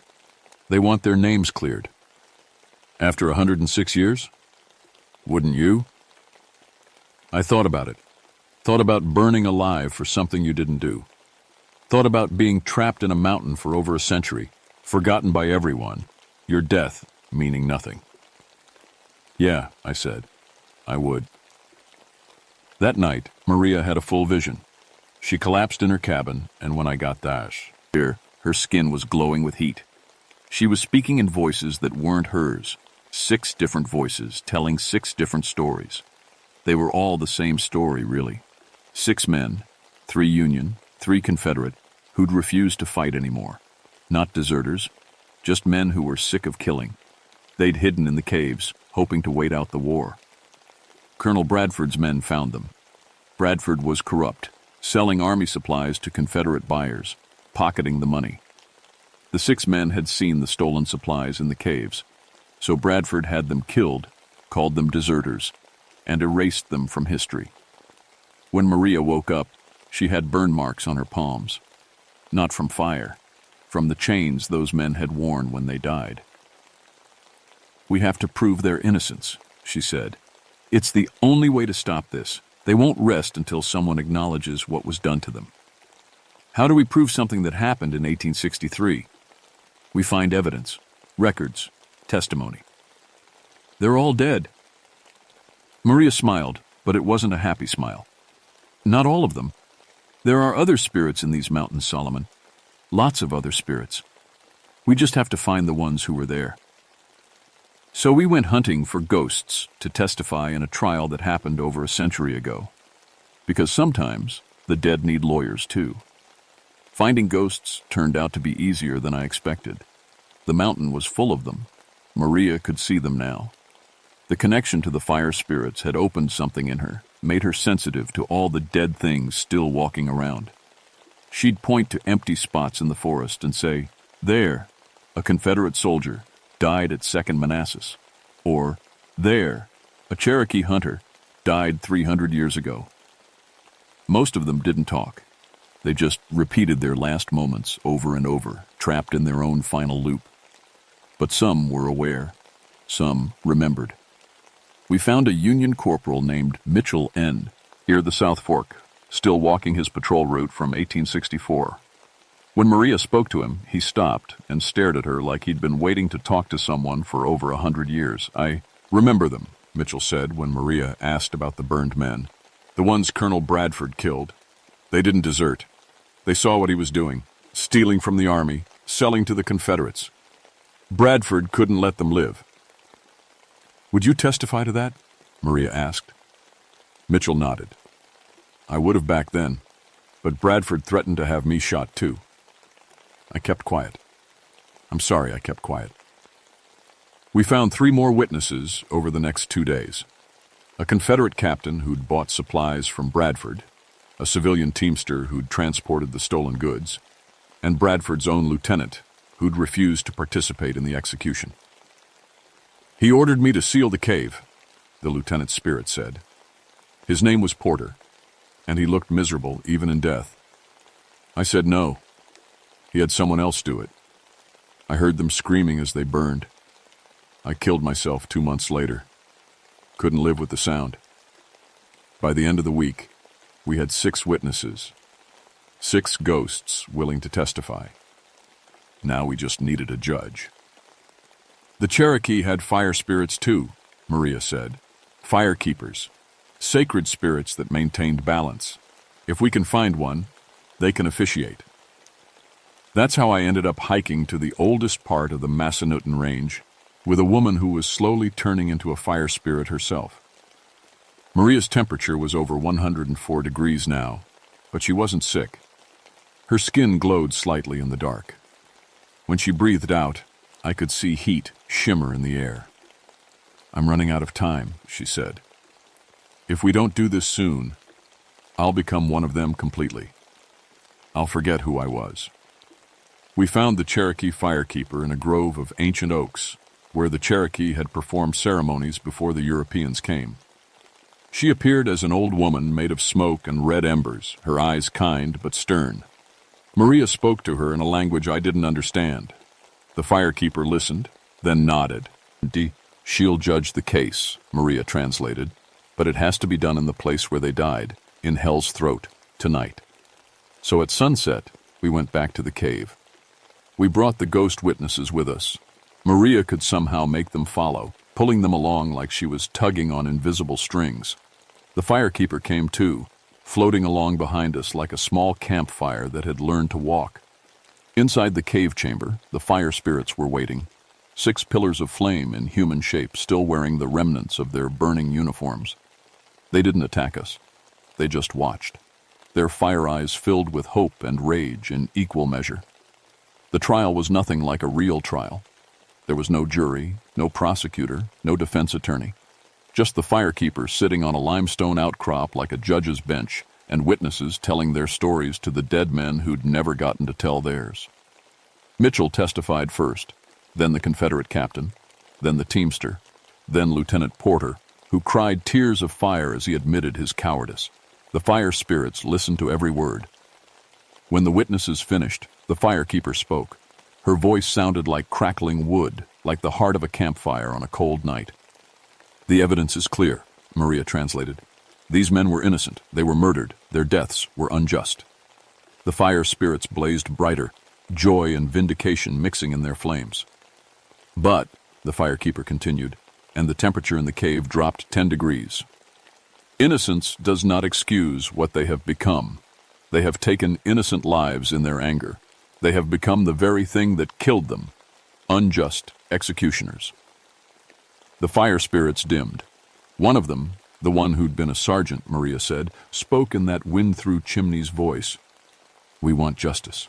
We want Bradford punished." "Bradford is dead," the firekeeper said. "Dead these 100 years. Then his sons, his grandsons, his blood. They did not burn you. They carry his name, not his guilt." "Then what?" the sergeant roared, and the cave shook. "What justice can there be for us?" I stepped forward before I could stop myself. "Truth," I said. "We can give you the truth. We can tell your story. We can clear your names." The fire spirits turned to me. Being the focus of their attention was like standing inside a furnace. "The Army has records," I continued. "We can get them changed. We can prove Bradford was corrupt and you were innocent. We can make sure everyone knows you died for trying to do the right thing." "And then?" the sergeant asked. "Then you rest," Maria said softly. "You've been burning for over a century. Don't you want to rest?" The fire spirits were silent for a long time. Then, one by one, they dimmed, their flames banking to low embers.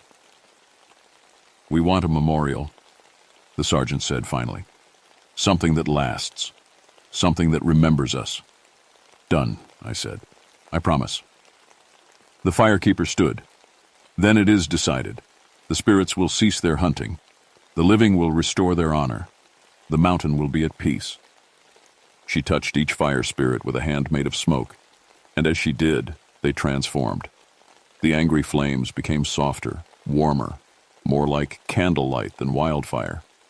They were still fire, but they weren't hungry anymore. Last, she touched Maria. The glow under Maria's skin faded, and she collapsed. I caught her before she hit the ground. Her fever was breaking, her temperature dropping back to normal. "The connection is severed," the firekeeper said. "She will not become what they are. But she will remember, and she will speak for those who cannot speak." Then the firekeeper faded, and we were alone in the cave with 6 gentle lights that had once been vengeful spirits. We left them there, peaceful at last, to wait for the memorial we'd promised. It took 6 months to cut through the red tape. Military records from the Civil War aren't easy to change, even with evidence. But Marie, I was stubborn, and I was patient, and the ghosts we'd found were willing to appear to anyone who needed convincing. Turns out, when a Confederate captain's ghost materializes in a historian's office and confirms your story, people start taking you seriously. The memorial was dedicated on April 14, 1970. A simple stone marker near the cave entrance, listing 6 names and 6 ranks, with an inscription, "These men died unjustly on November 12, 1863. They were innocent of the charges against them. They died with honor, and they are remembered with honor." Below that, in smaller letters, "May their fire warm us, not consume us." The dedication ceremony was weird. About 40 people showed up, descendants of both Union and Confederate soldiers, historians, other rangers, even a few curious reporters. Chief Patterson gave a speech about justice delayed but not denied. Maria spoke about the importance of remembering the forgotten. And when I lit the eternal flame that would burn beside the marker, fed by natural gas from the mountain itself, I swear I felt 6 presences standing there with us, grateful, at peace. Maria stayed on as a ranger. Her experience in the cave changed her. She could still sense spirits, still feel the heat of supernatural fire, but she'd learned to control it. She became our liaison to what she called the other residents of the forest, the ones who'd been there long before the National Park Service. The fire spirits kept their promise. They stopped hunting, but they didn't disappear completely. Sometimes, when there's a wildfire danger, hikers report seeing strange lights moving through the forest, orange and red, like flames walking on their own. But instead of spreading fire, the lights seem to contain it, creating breaks, redirecting the flames away from campgrounds and trails. The hungry fire had become protective fire. The hunters had become guardians. I still walk these mountains every day. I still check for illegal campfires and careless smokers. But now, sometimes, I walk with companions that most people can't see. 6 spirits who died in flames and learned to live in them. They protect their mountain now, and in return, I make sure no one forgets their names. Last month, a group of kids asked me about the memorial. "Who were they?" one girl asked. "Why did they get their own monument?" I told her the truth. 6 men who saw something wrong and tried to stop it. 6 men who died for doing the right thing. 6 men who became monsters in their anger, but found their way back to being human. Or close enough, anyway. "Cool," the girl said, which is about the best you can hope for from a 10-year-old. That night, I dreamed about the cave again. But this time, the men weren't burning. They were standing in the firelight, whole and healthy, their uniforms clean, and their faces at peace. The sergeant looked at me and nodded. "Thank you," he said. When I woke up, I could smell smoke on my pillow. But it wasn't the angry smoke of wildfire or the hungry smoke of a spirit's rage. It was wood smoke, campfire smoke, the good kind that smells like coffee brewing and morning breaking and people sitting together in the warmth, the kind of fire that protects instead of consumes, the kind we should have had all along.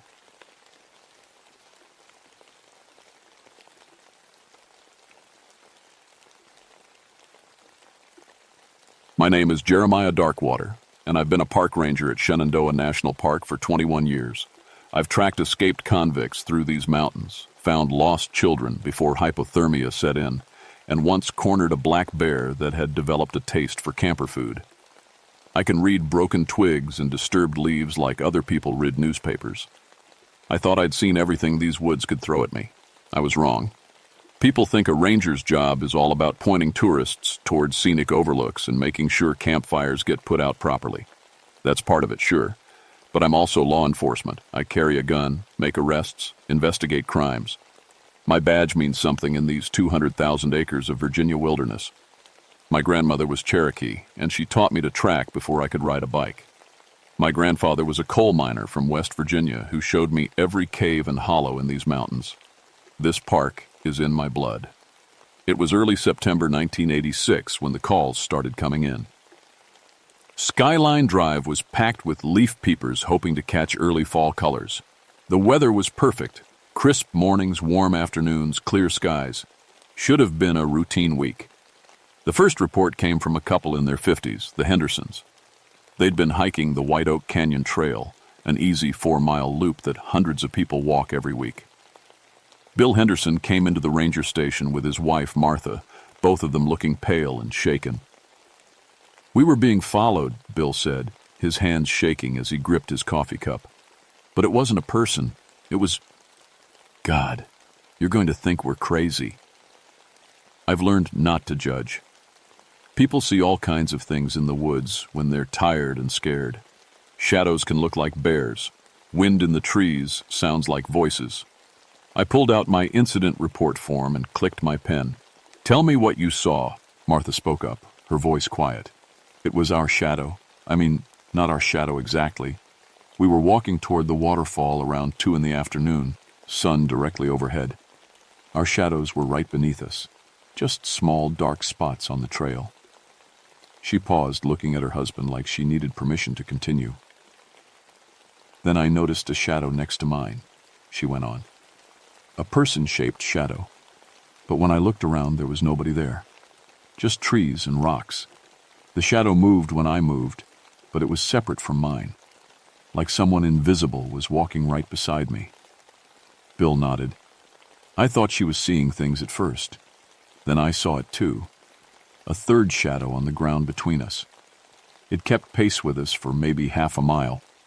Then it moved ahead of us on the trail, just slid across the ground and disappeared around a bend." I wrote it all down, asking the usual questions. Were they on any medications? Had they been drinking? How much sleep had they gotten? They insisted they were stone sober and well rested. I told them it was probably just a trick of the light, maybe another hiker moving through the trees casting odd shadows. They didn't look convinced, but they thanked me and left.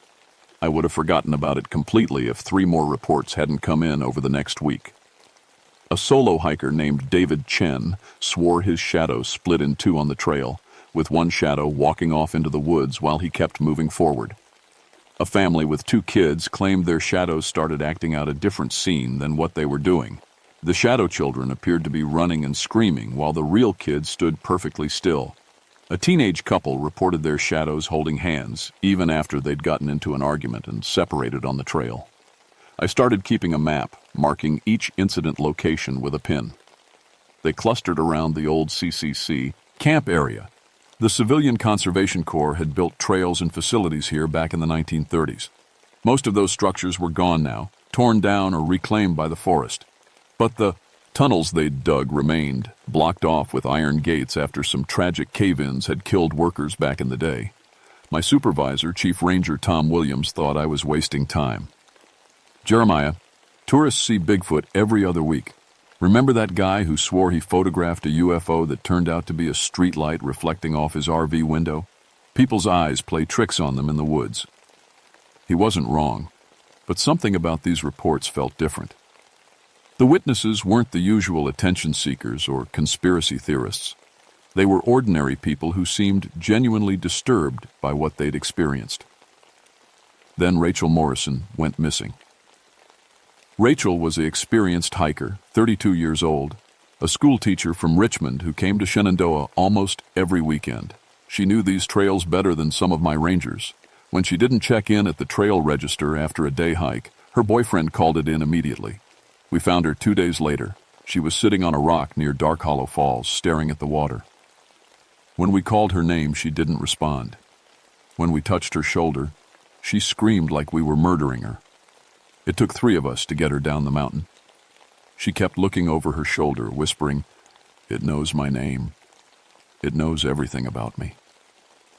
At the hospital, the doctors said she was severely dehydrated and hypothermic despite the warm weather. Physically, she'd be fine. Mentally, that was another story. I visited her the next day. She was calmer, but her eyes had a haunted look I recognized from soldiers I'd known who'd seen combat. "Ranger Darkwater," she said when I entered her room. "Did you find it?" "Find what, Rachel?" "My shadow. It took my shadow." I pulled up a chair. "Tell me what happened." Her hands twisted the bedsheet. "I was hiking the Rose River Loop. Beautiful day, not another soul around. I sent you us top to take a photo of a fox. This gorgeous red fox just sitting on the trail watching me. When I looked down at my phone screen, I noticed something weird. In the photo, the fox had a shadow. The trees had shadows. The rocks had shadows. But I didn't. She took a shaky breath. I looked down at the ground. No shadow. The sun was right there, bright and clear, and I had no shadow.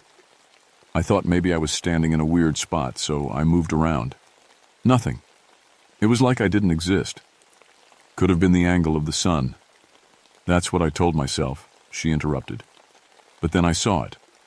My shadow was 30 feet away, standing next to a tree, just standing there facing me. I could see the shape of my hair, my backpack, everything, but it wasn't attached to me. I stayed quiet, letting her talk. It started walking toward me, not sliding across the ground like a normal shadow, walking, taking steps, and as it got closer, I heard it whispering. It was saying my name, but it also said other things, private things. It knew about the time I cheated on a test in high school. It knew about the student I'd reported for plagiarism last year. It knew about my sister's drinking problem that nobody's supposed to know about. How could it know those things? Her voice rose, panic creeping back in. I ran. I ran as fast as I could, but it followed me. Every time I looked back, it was there, getting closer. Sometimes it would be behind me. Sometimes it would appear in front of me like it could move anywhere it wanted. It kept calling my name, kept saying things only I should know. It wanted me to follow it into the woods, away from the trail. It promised to show me things, secret things. She grabbed my wrist, her grip surprisingly strong. I almost went. That's the worst part. I almost followed it. Part of me wanted to know what it would show me. But then I remembered a story my grandmother told me about things in the woods that wear familiar faces to lure you away.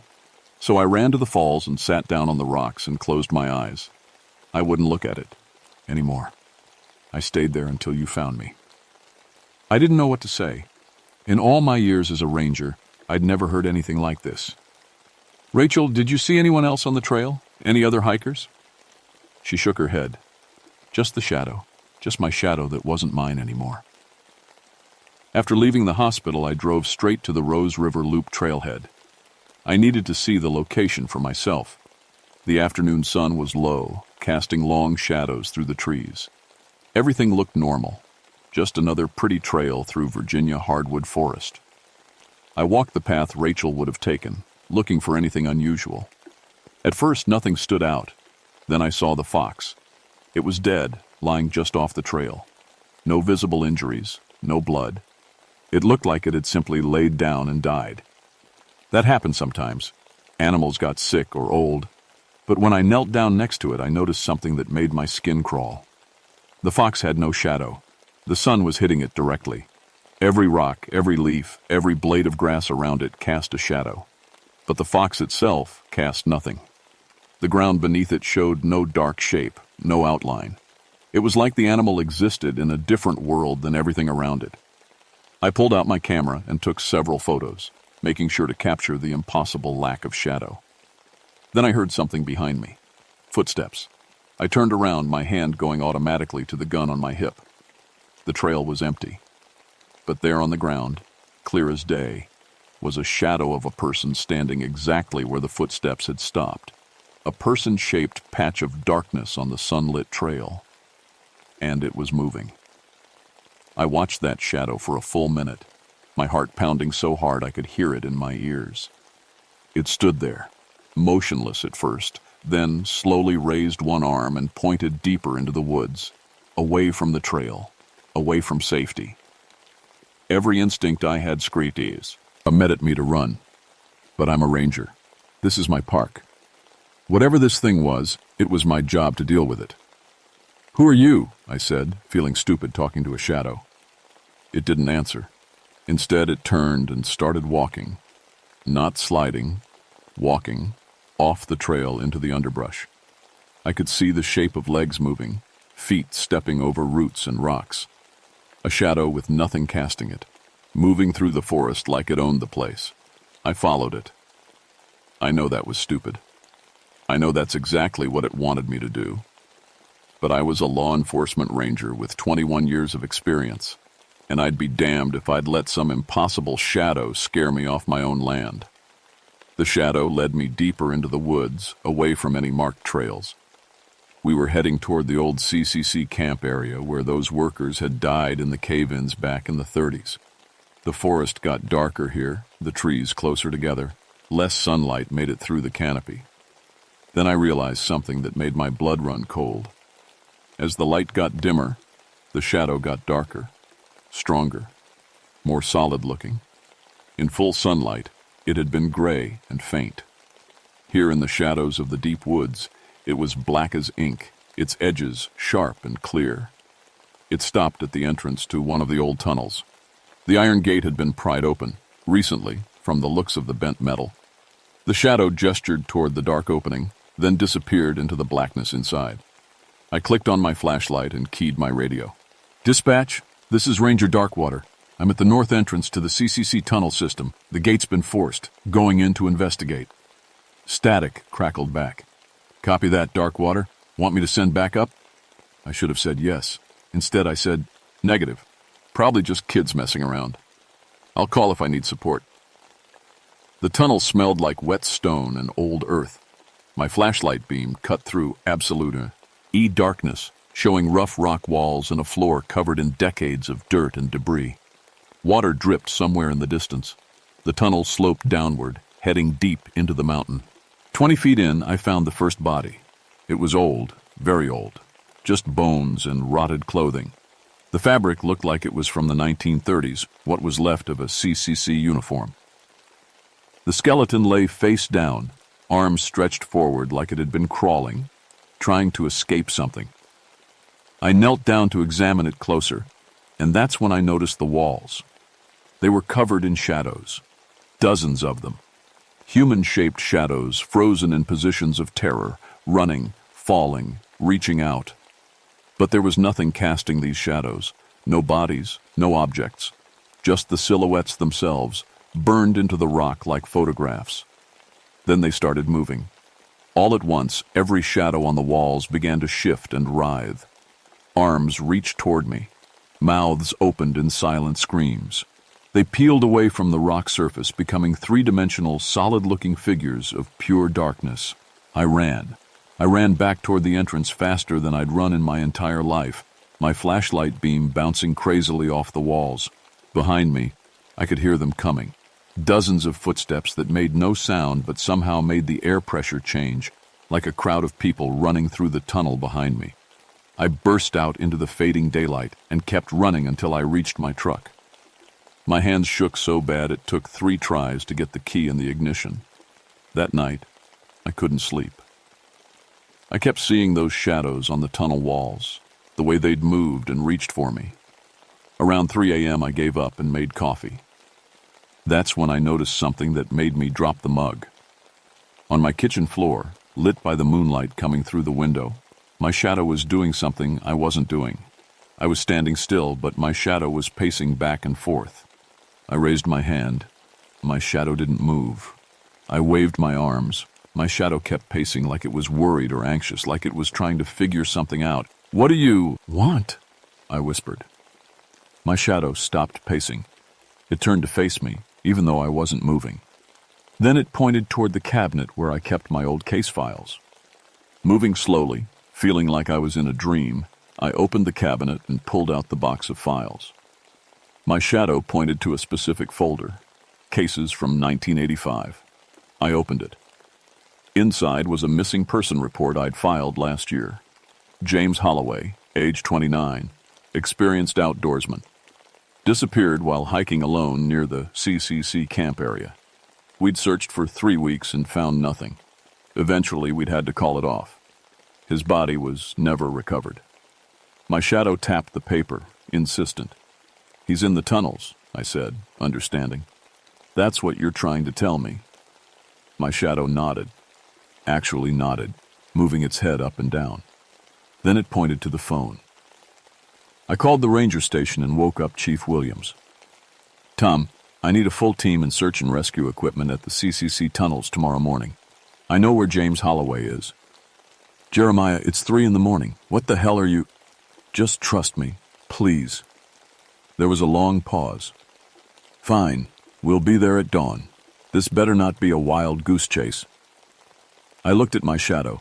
It was back to normal now, mimicking my movements exactly. But I'd seen what I'd seen. These shadows weren't evil, at least not all of them. Some of them were trying to help, trying to communicate. The question was, what did they want in return? We found James Holloway's body 30 feet inside the tunnel, along with 6 other missing hikers from the past 5 years. All dead. All positioned like they'd been trying to crawl away from something. Chief Williams stood at the tunnel entrance, his face gray. Jesus, Jeremiah, how did you know? I couldn't tell him the truth. Not yet. Just had a hunch. Old case files got me thinking. We spent the next week recovering bodies and investigating the tunnels. That's when Dr. Helen Nightshade showed up. She was a criminal psychologist from the FBI, brought in to help profile whoever was killing hikers in our park. It's a classic serial killer pattern, she said during our first meeting. Remote location, vulnerable victims, hidden disposal site. We're looking for a local with intimate knowledge of these mountains. Probably male, mid-30s to 50s, someone who blends in. Could even be, no offense, a park employee. It's not a person, I said. She raised an eyebrow. Excuse me? It's not a person killing people. It's something else. For the next hour, I told her everything. The shadow sightings, Rachel Morrison's story, my experience in the tunnel, my shadow's behavior in my kitchen. I showed her the photos of the shadowless fox. I laid out all the witness statements with their locations marked on the map. Dr. Nightshade listened politely, made notes, and then said, Ranger Darkwater, mass hysteria is a well-documented psychological phenomenon. When people are frightened, they influence each other. One person sees something strange, tells others, and suddenly everyone's seeing shadows that act weird. It's suggestion, not reality. Then explain the bodies. A human killer who's very good at not leaving evidence. We'll catch him. But she didn't catch anyone, because there was no one to catch. More people went missing. Sarah Chen disappeared on the Appalachian Trail section that runs through the park. Marcus Washington vanished during a day hike with his kids. His children said his shadow walked away, and their father followed it into the woods. An elderly couple, the Johnsons, were found 3 days later sitting on a rock outcropping, completely catatonic. When they finally spoke, they said their shadows had shown them the dark between, whatever that meant. Dr. Nightshade and I worked together despite our disagreement about what we were dealing with. She was smart and thorough, and I had to admit, part of me wanted her to be right. A human killer would be terrifying, but at Leo, it would make sense. Then her shadow started stalking her. We were reviewing case files in the ranger station when I noticed it. Her shadow on the wall wasn't matching her movements. She was sitting still, but her shadow was leaning forward, reaching toward the photos spread across the table. Helen, I said quietly, don't move. Just look at your shadow. She glanced at the wall and froze. Her shadow was now standing, even though she was sitting. It was moving around the room, examining our evidence board, pointing at specific locations on the map. That's impossible, she whispered. You still think this is mass hysteria? Her shadow stopped moving and turned to face her directly. Then it did something I'll never forget. It waved. Dr. Nightshade fainted. When she came to, she was shaking. I'm sorry. I'm sorry I didn't believe you. What the hell are these things? I think I know someone who might have answers. Joseph Shadowheart was 84 years old and lived on the Cherokee Reservation 40 miles from the park. He was my grandmother's cousin, a keeper of traditional stories. I'd visited him throughout my childhood, listening to tales I'd half believed back then. Now I believed every word. Shadow walkers, he said when we explained what was happening. He sat in his chair, wrapped in a blanket despite the warm evening. My grandfather told me about them. They're spirits of people who died in darkness, trapped between the world of light and the world of shadow. They exist in both places at once, never fully in either. How do we stop them? Dr. Nightshade asked. You don't stop them. You help them. He explained that shadow walkers weren't evil. They were lost. During the forced removal of Cherokee people from these mountains in the 1830s, many had hidden in caves to avoid the soldiers. Some had died in those caves, alone in the darkness. Their spirit had attached to their shadows, the last thing they'd seen before death. Now they existed in a half-world, unable to fully die, unable to fully live. The CCC workers who died in the cave-ins, I said. They're shadow walkers too? Joseph nodded. Any death in complete darkness can create one. They're not evil, but they're angry, confused. They remember being alive, remember the light, but they can't reach it anymore, so they try to pull living people into their world. Not to kill them, to communicate, to be remembered. Rachel Morrison said her shadow knew things about her, Dr. Nightshade said. Personal things. Shadow walkers can see everything your shadow sees. They know all your secrets, all the things you hide from the light. That's why they're so frightening. They know you better than you know yourself. How do we help them? I asked. Acknowledge them. Tell their stories. Bring light to where they died. They don't need to be destroyed. They need to be seen, remembered, honored. That night, Dr. Nightshade lost her shadow completely. We were in her motel room going through Joseph's instructions when I noticed she cast no shadow under the lamplight. She looked down at her feet and started crying. "It's taking me," she said. "I can feel it. I'm being pulled somewhere else." She was fading, literally fading. Her skin was becoming transparent, like she was turning into a shadow herself. "We have to go to the tunnels," I said. "Now." We drove to the CCC camp at midnight. I'd gathered equipment based on Joseph's instructions: mirrors, flashlights, white sage, and a portable generator with industrial-strength lights. Dr. Nightshade was barely visible anymore, a ghost of herself. Inside the tunnel, the shadow walkers were waiting. They stood in groups along the walls and floor, dozens of human-shaped patches of darkness. As we entered, they began to move toward us. My own shadow detached from my feet and joined them, standing between me and the crowd. "I see you," I said loudly, my voice echoing. "I know you died here. I know you suffered. I'm sorry." "Ray, no one remembered you. I'm sorry you were left alone in the darkness." The shadow walkers stopped moving. "Tell me your names," I continued. "Tell me who you were." One by one, they began to communicate. Not with voices, but with images reflected in the mirrors I'd set up. The mirrors showed me scenes from their lives and deaths. Cherokee people hiding from soldiers, dying of cold and starvation in the dark caves. CCC workers crushed by falling rock, their lanterns extinguished, dying in absolute blackness. Hikers who'd gotten lost and fallen into hidden shafts. And James Holloway, who'd been lured into the tunnels by shadow walkers who just wanted someone to see them, to acknowledge their existence. He'd died of dehydration, unable to find his way out while the shadows had watched and waited. "I see you all," I said, "and I promise. I'll make sure everyone knows you were here. I'll make sure you're remembered." I turned on the industrial lights. The generator roared, and brilliant white light flooded the tunnel. The shadow walkers didn't burn or disappear. Instead, they became clearer, more defined. I could see details in their forms now: clothing, faces, expressions. They were smiling. Dr. Nightshade began to solidify again, color returning to her skin. Her shadow flowed back to her feet, reattaching itself. She gasped, touching her face with solid hands. "They're not angry anymore," she whispered. She was right. The shadow walkers weren't reaching for us or trying to pull us into their world. They were simply there, present, visible, acknowledged. One shadow moved forward, larger than the others, with the distinctive features of a Cherokee elder. This was the shaman Joseph had told us about, the leader of the shadow walkers. More images appeared in the mirrors. He showed me his death in 1838, hiding in these caves from soldiers, watching his people being driven away. He showed me his anger at being forgotten, his rage at the injustices that had killed him and so many others.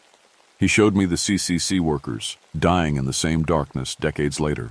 He showed me how the darkness had collected them all, creating an army of shadow walkers who'd become increasingly desperate to be seen. But he also showed me something else. He showed me that acknowledgement was enough. Memory was enough. They didn't need revenge, they needed recognition. I understand, I said, and I'll make this right. It took 6 months to make it right. We designated the CCC tunnel system as a memorial site, working with the Cherokee Nation to create a proper remembrance for both the indigenous people who'd died in the caves and the CCC workers who'd perished in the cave-ins. We installed lights, permanent powerful lights that would never go out. We mounted plaques with names, as many names as we could recover from historical records. Dr. Nightshade, now fully recovered but forever changed, helped develop a new protocol for law enforcement dealing with unexplained disappearances. She couldn't publish papers about actual shadow walkers, that would end her career, but she wrote carefully worded articles about unusual psychological phenomena in remote areas and environmental factors in mass hysteria cases. Other professionals who'd encountered similar situations could read between the lines and understand what she was really saying. The shadow walker attacks stopped. The missing persons cases ended. Hikers still reported strange shadow behavior occasionally, but never with the same malevolent intent. The shadow walkers had what they needed: acknowledgement, remembrance, light in the darkness where they'd died. My own shadow went back to normal mostly. Sometimes, late at night when I'm working on case files, I notice it moving independently, pointing things out, helping me solve problems. I've learned to trust it. After all, it saved Dr. Nightshade's life and helped us understand what the shadow walkers really wanted. The government tried to get involved, of course. Some shadowy military program, no pun intended, wanted to recruit shadow walkers for espionage. Imagine spies that can travel through shadows, a man in a suit told me. Invisible, untraceable. I showed him what happened to the 3 soldiers who tried to enter the tunnels without permission. They lost their shadows to the walkers, and those shadows never came back. The soldiers didn't die, but they were never the same, hollow, faded versions of themselves. The program was quietly disbanded. I still patrol the park every day, still track lost hikers, still deal with bears and campfires and tourists who think they saw Bigfoot. But now I patrol both worlds, the world of light and the world of shadow. Because that's what I learned from all this. The shadows aren't separate from us. They're part of us.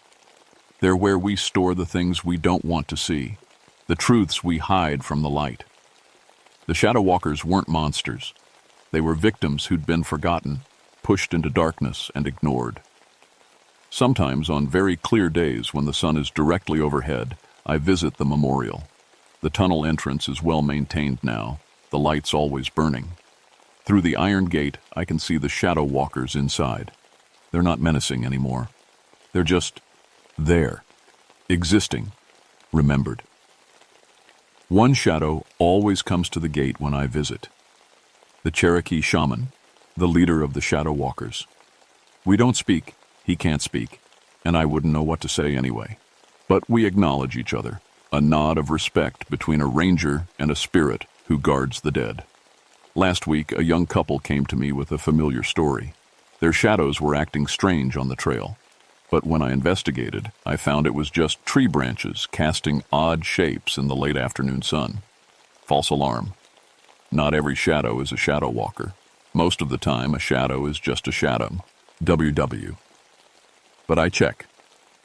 Every time I check. Because I learned something important in those tunnels. Something that changed how I see my job and my world. Everything that exists casts a shadow, and everything that's forgotten lives in darkness, waiting to be brought back into the light. That's my job now, not just to protect the people who visit this park, but to remember the ones who died here, to keep their stories alive, to make sure the darkness is never complete. The shadow between trees isn't always a threat. Sometimes it's just a reminder that light and dark exist together, and both deserve to be seen. My name is Jeremiah Darkwater, and I've been a park ranger at Shenandoah National Park for 21 years. I've seen things that would make most people question reality. But I don't question it anymore. I just make sure the lights stay on.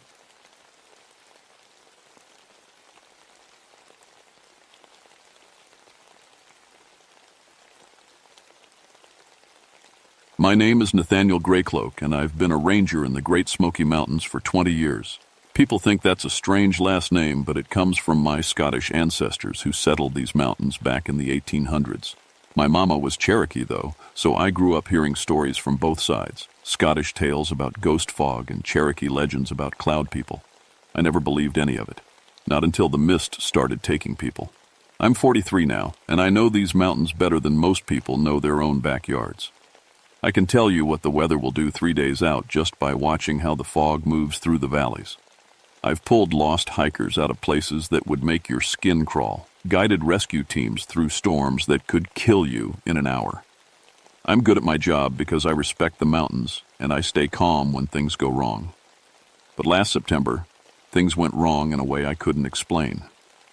It started with the Henderson Group, 8 experienced hikers who knew what they were doing. They went out on a Tuesday morning for a day hike near Cataract Falls. Weather was perfect. Visibility clear. They had maps, supplies, radios, everything right. They vanished. We searched for 3 days. Helicopters, search dogs, volunteer teams combing every trail and creek bed. The fog rolled in thick that week, which made it harder, but we've searched in worse. On the 3rd day, we found them wandering out of the woods separately, miles apart from each other. That's when I knew something was really wrong. I was there when we brought in Mrs. Henderson. She was 52 years old when she started that hike.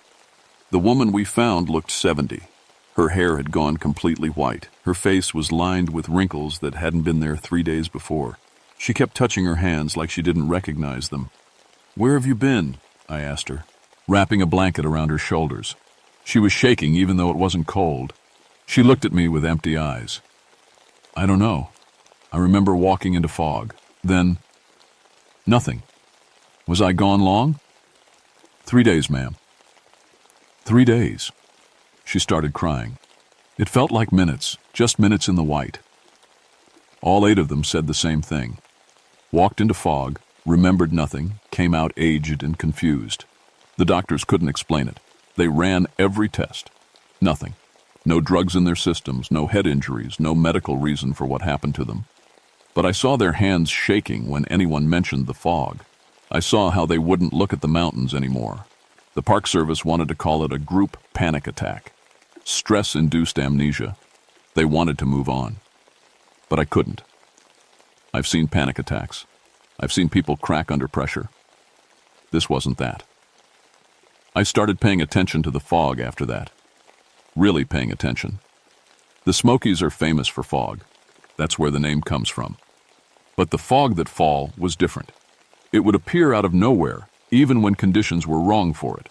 I'd be standing on a ridge in clear weather, and suddenly a wall of white would roll up the mountain, moving fast, moving wrong. Fog doesn't move against the wind. Fog doesn't form perfect spheres. Fog doesn't choose where it goes. This fog did. I tried talking to my supervisor about it. "Jim, something's off with these fog patterns. We should close some trails until we figure it out." He laughed. "Nate, you've been out here too long. It's just fog. Weather's been weird all year." Maybe he was right. Maybe I was losing it. 20 years in these mountains. Maybe they were finally getting to me. Then I met Dr. Sarah Wyndham. Sarah was a meteorologist from the university, studying unusual weather patterns in the Smokies. She showed up at the ranger station with boxes of equipment and a no-nonsense attitude that immediately made half the rangers fall in love with her. She was 38, sharp as a tack, and she thought all the supernatural talk was complete garbage. "Ranger Greycloak," she said, shaking my hand with a grip that could crush walnuts. "I hear you've been noticing strange fog patterns." "That's right." "Great. I need someone who knows the terrain. I'm setting up weather monitoring stations at various elevations. The fog formations here don't match any models I've seen. You think there's a scientific explanation?" She gave me a look like I'd asked if the sky was blue. "Of course there is. There's always a scientific explanation. Let's find it." I liked her immediately, even if I thought she was wrong. We spent 2 weeks hiking to different locations, setting up her equipment. She was tough, kept up with me on trails that winded most people, and she asked good questions, really listening to my answers about how the mountains worked.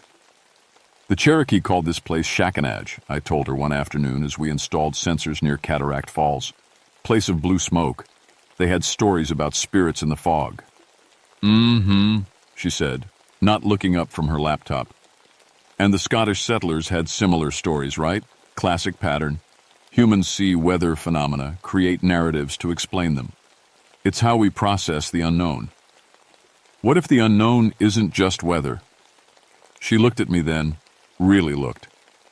Nate, I respect you. But if we're going to work together, I need you to stay objective. Deal? Deal. That was a Thursday. On Friday, everything changed. We were checking the sensors near the falls when the fog came. I saw it first. A wall of white moving up the valley, fast and thick. Too fast.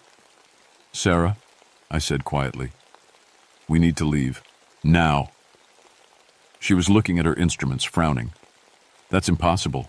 The temperature's wrong. The humidity's wrong. There's no reason for fog to... Sarah, we need to go. The fog hit us like a physical thing. 1 second I could see the trail, the next second.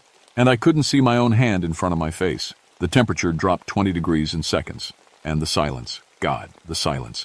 No birds, no wind, no sound at all except our breathing. Stay close, I said, reaching for her arm. Don't let go of me. I can't see anything, she whispered. Her hand found mine and gripped tight. We started moving, following the trail from memory. But something was wrong. The ground felt different under my feet. Wrong elevation, wrong slope. We should have been going downhill, but it felt level. Then I heard the voices. They were speaking, but I couldn't understand the words. Not English, not Cherokee. It sounded like Gaelic? My grandmother used to speak some Gaelic, and this had that same rhythm, that same musical quality. Do you hear that? I asked. Hear what? The voices. Nate, there's no one here. It's just us. But I could hear them clearly now. A woman calling out, desperate and scared. Children crying. Men shouting orders. All around us, echoing through the white. I pulled Sarah faster. My heart was pounding. Every instinct I had was screaming at me to run, but I couldn't run blind in these mountains. One wrong step, and we'd go over a cliff. Then the fog opened up just a little. I saw shapes moving in the white. People walking past us, not seeing us. A woman in old-fashioned clothes, long dress dragging in the snow. Snow? It wasn't snowing. A man carrying a child, both of them blue with cold. Sarah, tell me you see them. See what? Nate, I can't see anything. Please just get us out of here. The shapes vanished. The fog closed in again, thicker than before. I kept walking, kept Sarah's hand in mine, and prayed I was going the right way. I don't know how long we walked. Could have been minutes, could have been hours. Time felt strange, stretched out and compressed at the same time. Finally, we broke through the fogs into clear air. We were standing in the parking lot at the trailhead, 200 yards from where we'd started. Sarah dropped my hand and bent over, hands on her knees, breathing hard. What the hell was that? I don't know. She checked her watch and went pale. Nate, what time did we enter the fog? Around 2 o'clock. Why? It's 8 p.m. We were in there for 6 hours. That's not possible. We walked maybe 20 minutes. She pulled out her phone with shaking hands, checking the time on 3 different devices. All of them said 8:07 p.m. There has to be an explanation, she said, but her voice was different now, less certain. Equipment malfunction, or we got disoriented, lost time. Sarah, I saw people in that fog, people from another time. She looked at me and I saw something in her eyes I hadn't seen before. Fear. Real fear. Let's go back to the station, she said. I need to check my data. We drove in silence. When we got back, she immediately downloaded all the information from her sensors. I watched her face go from confused to shocked to something like terror. What is it? The temperature readings, she said slowly. For 6 hours, every sensor went dark. Complete system failure. All of them at once. That's That's impossible. Or something made them fail. She didn't argue this time. We started seeing the patterns after that. Every few days, the fog would appear somewhere in the park, and every time it appeared, people would vanish for hours, then turn up with no memory of what happened. Some aged like the Henderson group. Others came back different in other ways. Personality changes, speaking languages they didn't know, having memories that weren't theirs. Sarah became obsessed with documenting it. She set up cameras, more sensors, tried every scientific tool she had. I went back to the old stories, talking to Cherokee elders and descendants of Scottish settlers. We were coming at the same problem from different directions, but we were both starting to believe the impossible.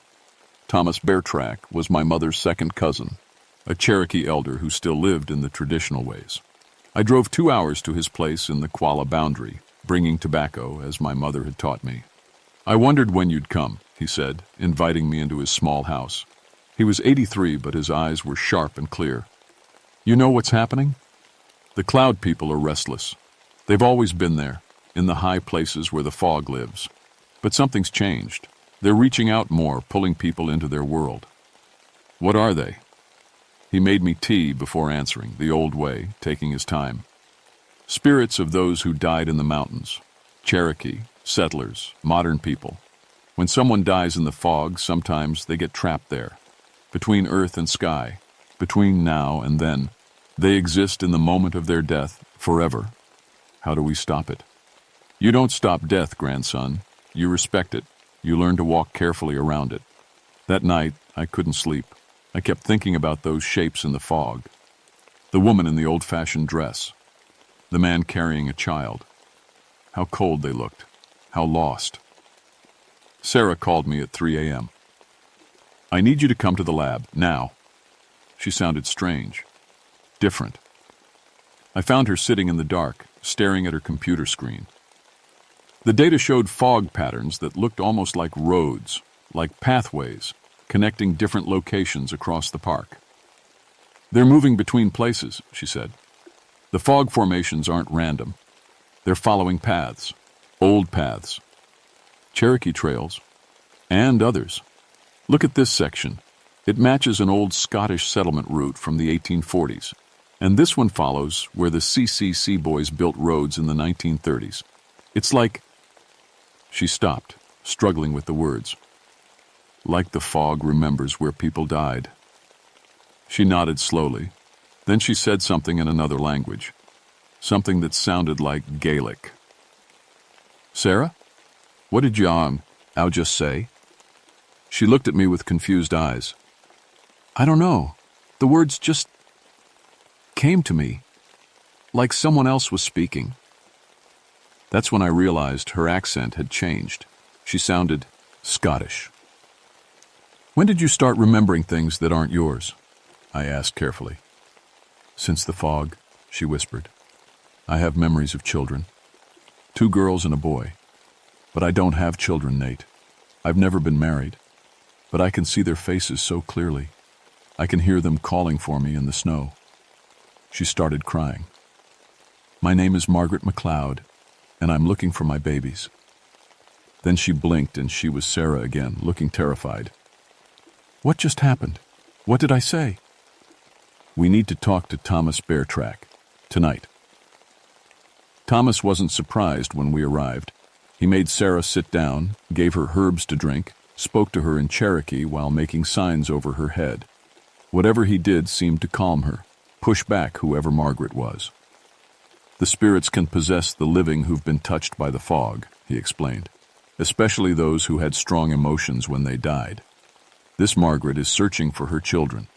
She died looking for them, and she's still looking, through anyone she can reach. How do I make her go away? Sarah asked, her voice small and scared. You don't. You help her. Find her children. Reunite them. Give her peace. How are we supposed to find ghosts from the 1840s? Go into the fog, Thomas said simply. Go in willingly, with respect and purpose. The spirits will respond to that. Sarah and I looked at each other. This is insane, she said. I know. We're actually talking about walking into supernatural fog to find dead children from almost 200 years ago. Yeah, but we're going to do it anyway. Yeah, because what else could we do? More people were disappearing every week. The fog was spreading, and Sarah was being haunted by a desperate mother who'd been searching for her children for over a century. We spent the next 3 days preparing. I talked to more elders, learning proper protocols for dealing with spirits. Sarah researched the Scottish settlement history, finding records of the MacLeod family. Margaret MacLeod, age 32, died February 1847 during a blizzard. Her children, Catherine, age 8, James, age 6, and little Mary, age 4, died the same night in 3 different locations as they searched for each other in the storm. The family had lived near what was now Cataract Falls. That's where the fog appeared most often. The spirits stay near where they died, Thomas told me, but the children died separately, searching. Margaret's been walking between those places for almost 130 years looking for them. She's tired, she wants to rest, but she won't rest until she finds her babies. On the 4th day, we went back to the falls. The fog was waiting. We entered the fog at dawn, carrying tobacco and cornmeal like Thomas had instructed. This time, we went in with purpose instead of fear. The change was immediate. The white surrounded us, but it felt different now. Less hostile, more aware. "Margaret," Sarah called out, "we're here to help you find your children." Sarah's face changed, her posture shifted. When she spoke again, it was with a Scottish accent, desperate and grieving. "My babies. I can't find my babies. The snow took them. I've been searching so long." "We know where they are, Margaret," I said gently. "We can help you reach them, but you need to show us the way." The fog around us began to move, not randomly, but deliberately, forming paths, opening clearances. I could see through it now, not into the present-day forest, but into different times. I saw Cherokee warriors walking ancient trails, not seeing us. I saw CCC boys working on roads, laughing and calling to each other. I saw Confederate soldiers limping through the mountains. I saw modern hikers from different decades, all of them moving through the fog, all of them treasure it in their own moments. "This is the spirit realm," I said, understanding finally. "Everyone who died here. They're all still here, living out their deaths over and over." "Not living," Margaret's voice said through Sarah. "Existing, trapped. The fog holds us in the moments of our passing. We can't move forward, can't move back, only repeat."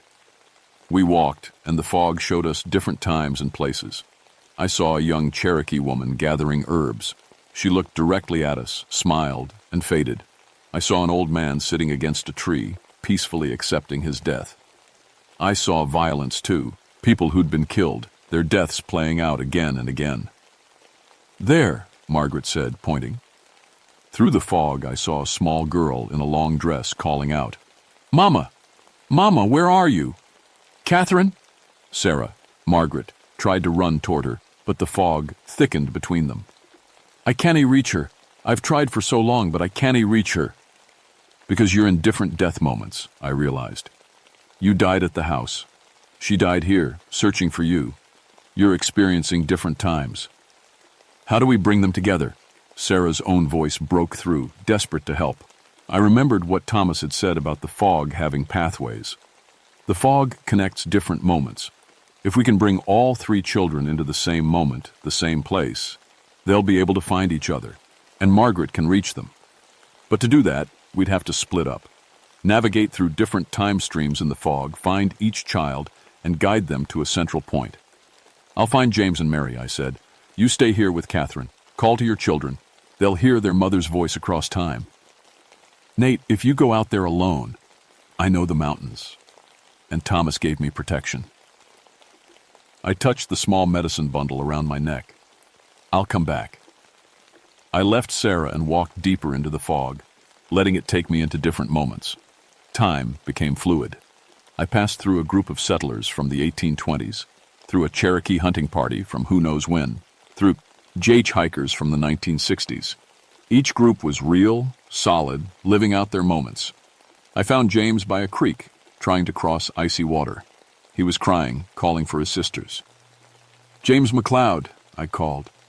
Your mother is looking for you. Come with me." He looked at me with enormous, frightened eyes. "Who are you? Where's Mama?" "I'm going to take you to her." "Give me your hand." He hesitated, then reached out. His hand was cold as ice, but solid. Real. I led him back through the fog, following my instincts and the protection Thomas had given me.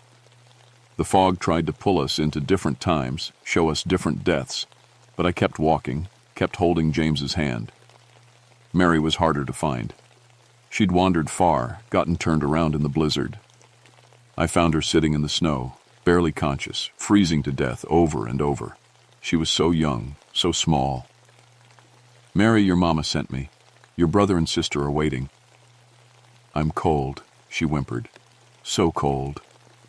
I picked her up. She weighed almost nothing, and carried her. Her arms went around my neck, and she buried her face in my shoulder, crying. A little girl who'd been dying alone for more than a century. When I got back to the central point, Sarah was there with Catherine. James ran to his sister. The fog around us began to change, shimmer, pull back. And then Margaret appeared. Not through Sarah this time, but as herself. A woman in her 30s, wearing a simple dress and shawl, her face exhausted, but lit with desperate hope. She was transparent, more fog than solid, but she was there. "My babies," she breathed. The 3 children saw her and ran. They crashed into her arms and she held them, sobbing, finally reunited after more than a century of searching. The fog around us began to glow. Other spirits appeared, Cherokee, Scottish, modern hikers, all of them watching. I felt the weight of their attention, their hope. If Margaret could find peace, maybe they could too. "Thank you," Margaret said to me to Sarah. "Thank you." Then they began to fade, the whole family together, finally moving on.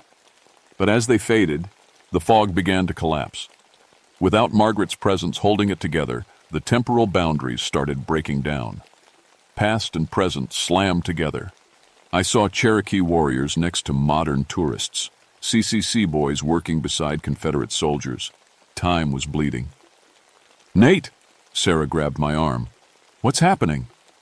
We broke the balance. We freed one family but destabilized the whole system. The fog churned violently. I could hear screams from different eras, see people from different times colliding, confused and terrified. If this kept spreading, the temporal boundaries could collapse across the entire park. Past and present would merge permanently. "We need to restore balance," I said. "Create a new way for the spirits to exist, without trapping them, but without destroying the boundaries between times." How? I thought about what Thomas had taught me, about respect and harmony, about Cherokee and Scottish traditions both honoring the dead. We need a memorial, a sacred space where the spirits can exist peacefully, not trapped, but not forgotten. Sarah closed her eyes, and I knew Margaret was speaking to her one more time. When she opened them, she nodded. Margaret says the old cemetery, where her family was buried. That can be the anchor. We ran through the collapsing fog, guiding lost spirits, calling them to follow us. I spoke in Cherokee. Sarah spoke in both English and Gaelic, and somehow the spirits understood. They followed us through the chaos, a procession of the dead from different centuries. At the old cemetery, we found Thomas Beartrack waiting. He'd known. Somehow he'd known we'd need him. Together, we performed a ceremony. Cherokee and Scottish traditions mixed, honoring all the dead, all the lost. The fog responded, began to stabilize, to form something new, not a prison, but a memorial, a place where spirits could exist peacefully, where past and present touched gently instead of violently. The chaos stopped. The fog settled into a permanent mist around the cemetery, beautiful and peaceful. Sarah and I came out of the fog 3 days later. We'd been in there for 72 hours, but it felt like forever, and like no time at all. The Park Service put us on medical leave. Sarah didn't argue. Neither did I. We were both changed in ways that were hard to explain. Sarah kept Margaret's memories, not as a possession, but as a gift, a reminder. She could speak Gaelic now, remembered growing up in Scotland, remembered children who weren't hers but felt like hers. She worked with a therapist who specialized in trauma, trying to integrate these experiences into her life. I published a paper, she told me 6 months later. Documented all the strange readings, the impossible weather patterns. Carefully worded to avoid supernatural explanations, but the data's all there. Other scientists are starting to pay attention. Good. I'm not the same person I was, Nate. None of us are. The fog still appears in the Smokies, but it's different now. The memorial fog around the old cemetery stays there, gentle and peaceful. Visitors report feeling calm there, feeling watched over.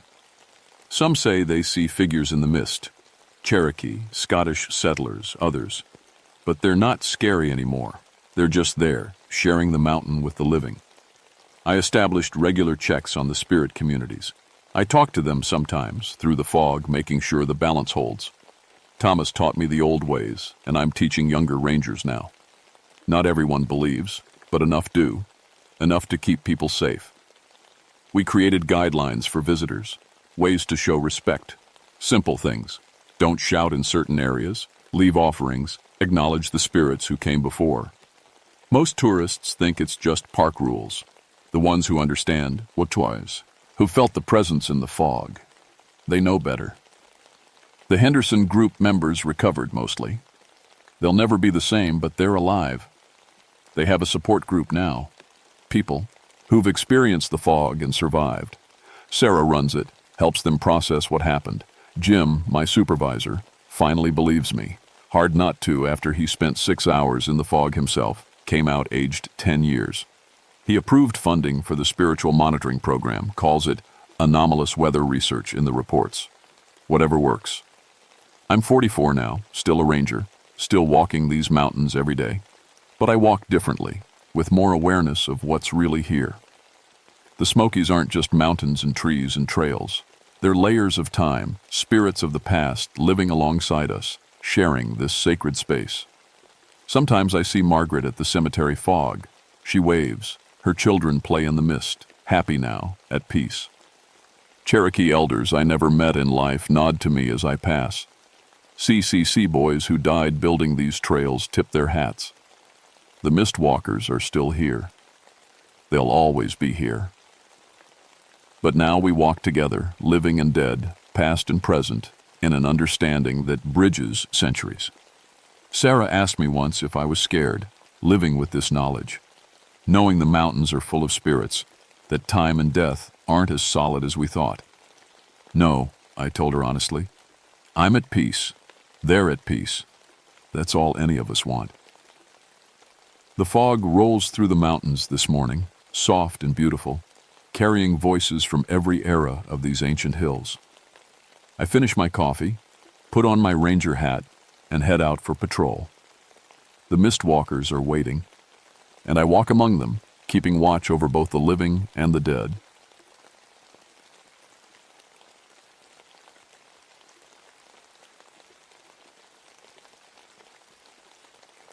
My name is Ezra Thornfield, and I've been a ranger in these Virginia mountains for 19 years. I've pulled 247 people out of Jefferson National Forest alive. I've seen things that would make most folks quit. Bear attacks that left people looking like raw meat. Copperhead bites that turned legs black and swollen. Hikers frozen solid after getting lost in winter storms. I thought I'd seen everything these mountains could throw at me. I was wrong. People ask me why I became a ranger. Truth is, these mountains took my grandfather when I was 8 years old. He went out to check his trap lines one October morning and never came back. Search parties looked for 3 weeks. Never found a trace. No body, no clothing, nothing. My grandmother used to say the mountain claimed him, like it was alive and hungry. I always figured that was just her way of dealing with the grief. Now I'm not so sure. It started in late September of 1962. Bent Creek Hollow. That's where it all went wrong. Most rangers won't even talk about that place. It's a valley deep in the forest, about 15 miles from the nearest road. You can only get there by an old logging trail that's more mud than gravel. The hollow sits between 2 ridges that rise over 4,000 feet, and the way those ridges curve around creates weird echoes. Sometimes you'll shout and hear your voice come back 3 or 4 times, each one sounding stranger than the last. The history of that place should have been warning enough. Back in 1847, a group of settlers built a little community there, Bent Creek Settlement, they called it. 47 people living in wooden cabins, farming the bottom land, keeping to themselves. Then, in 1889, every single person vanished overnight. The census records just say, gone. No graves, no bodies, no explanation. The cabins stood empty for years until they finally rotted away. Local folks have said stories about Bent Creek Hollow. They say if you go there at night, you can still hear children playing, laughing and singing like they're having the best time of their lives. Old-timers warn their grandkids to stay away, but people don't listen. Campers think it's just superstition. They see an empty valley with good water and flat ground for tents, and they think they've found paradise. That's what the Morrison family thought. The call came in on a Wednesday morning. A family of 5 had been camping in Bent Creek Hollow for 2 days. The father, Tom Morrison, got on his emergency radio around dawn. His voice was shaking. He said his kids, 3 of them, ages 6 to 12, had been hearing children's voices in the woods all night, singing songs, calling their names. He said it sounded like a whole playground full of kids, but there was nobody else camping anywhere near them. Then the radio cut to static. I grabbed my gear and headed out with Billy Sawyer, a rookie ranger fresh out of training. Billy was 23, eager to prove himself, full of confidence. He'd grown up in Richmond and thought all the mountain stories were nonsense. I tried to tell him that sometimes the old stories exist for a reason, but he just laughed. We reached the hollow by early afternoon. The temperature dropped the moment we crossed into the valley. I'm not talking about a normal temperature change. I mean, it felt like we'd walked into a freezer. My truck's thermometer showed it was 68 degrees outside the hollow and 53 inside, 15 degrees colder for no reason. Billy noticed it too. "That's weird," he said, rubbing his arms. "Everything about this place is weird," I told him. We found the Morrisons' campsite near an old stone foundation, probably what was left of one of the original settlement buildings. The scene made my skin crawl. Their tent was perfectly set up. No rips, no damage. The campfire had been built correctly, surrounded by rocks. On the camp stove, there was a pot of oatmeal that was still slightly warm. Cups of coffee sat on the picnic. Table, half drunk. It looked like the family had just stood up in the middle of breakfast and walked away. But it was the toys that really got to me. The Morrison kids had brought toys, a teddy bear, some action figures, a doll. Someone had arranged them in perfect circles around 3 dead trees near the campsite. Not scattered like kids had been playing, arranged, with the toys all facing the same direction, looking into the woods. "Maybe the kids did it," Billy said, but his voice wasn't confident anymore. I pulled out my compass to check our bearings. The needle spun in wild circles, never settling. I tapped it, shook it. Nothing changed. "Equipment malfunction?" Billy suggested. I handed him my backup compass. Same thing. The needles just spun and spun. We searched the area, calling out for the family. Our voices echoed back strange, almost mocking. And there was something else wrong, something I couldn't quite put my finger on at first. Then it hit me. Silence. These woods are never silent. There should have been birds, squirrels, insects buzzing. But I couldn't hear a single animal sound. No chirping, no rustling in the leaves. Nothing. And when I looked close, I couldn't find any tracks either. No deer prints, no raccoon trails. It was like every living thing had abandoned the hollow. "Let's check the vehicles," I said. We hiked back up the logging road to where the Morrisons had parked. Their station wagon was there, dusty but intact. The doors were unlocked. And that's when we found something that made my blood run cold. There was another car parked 50 yards away. An old Chevy from the early 50s.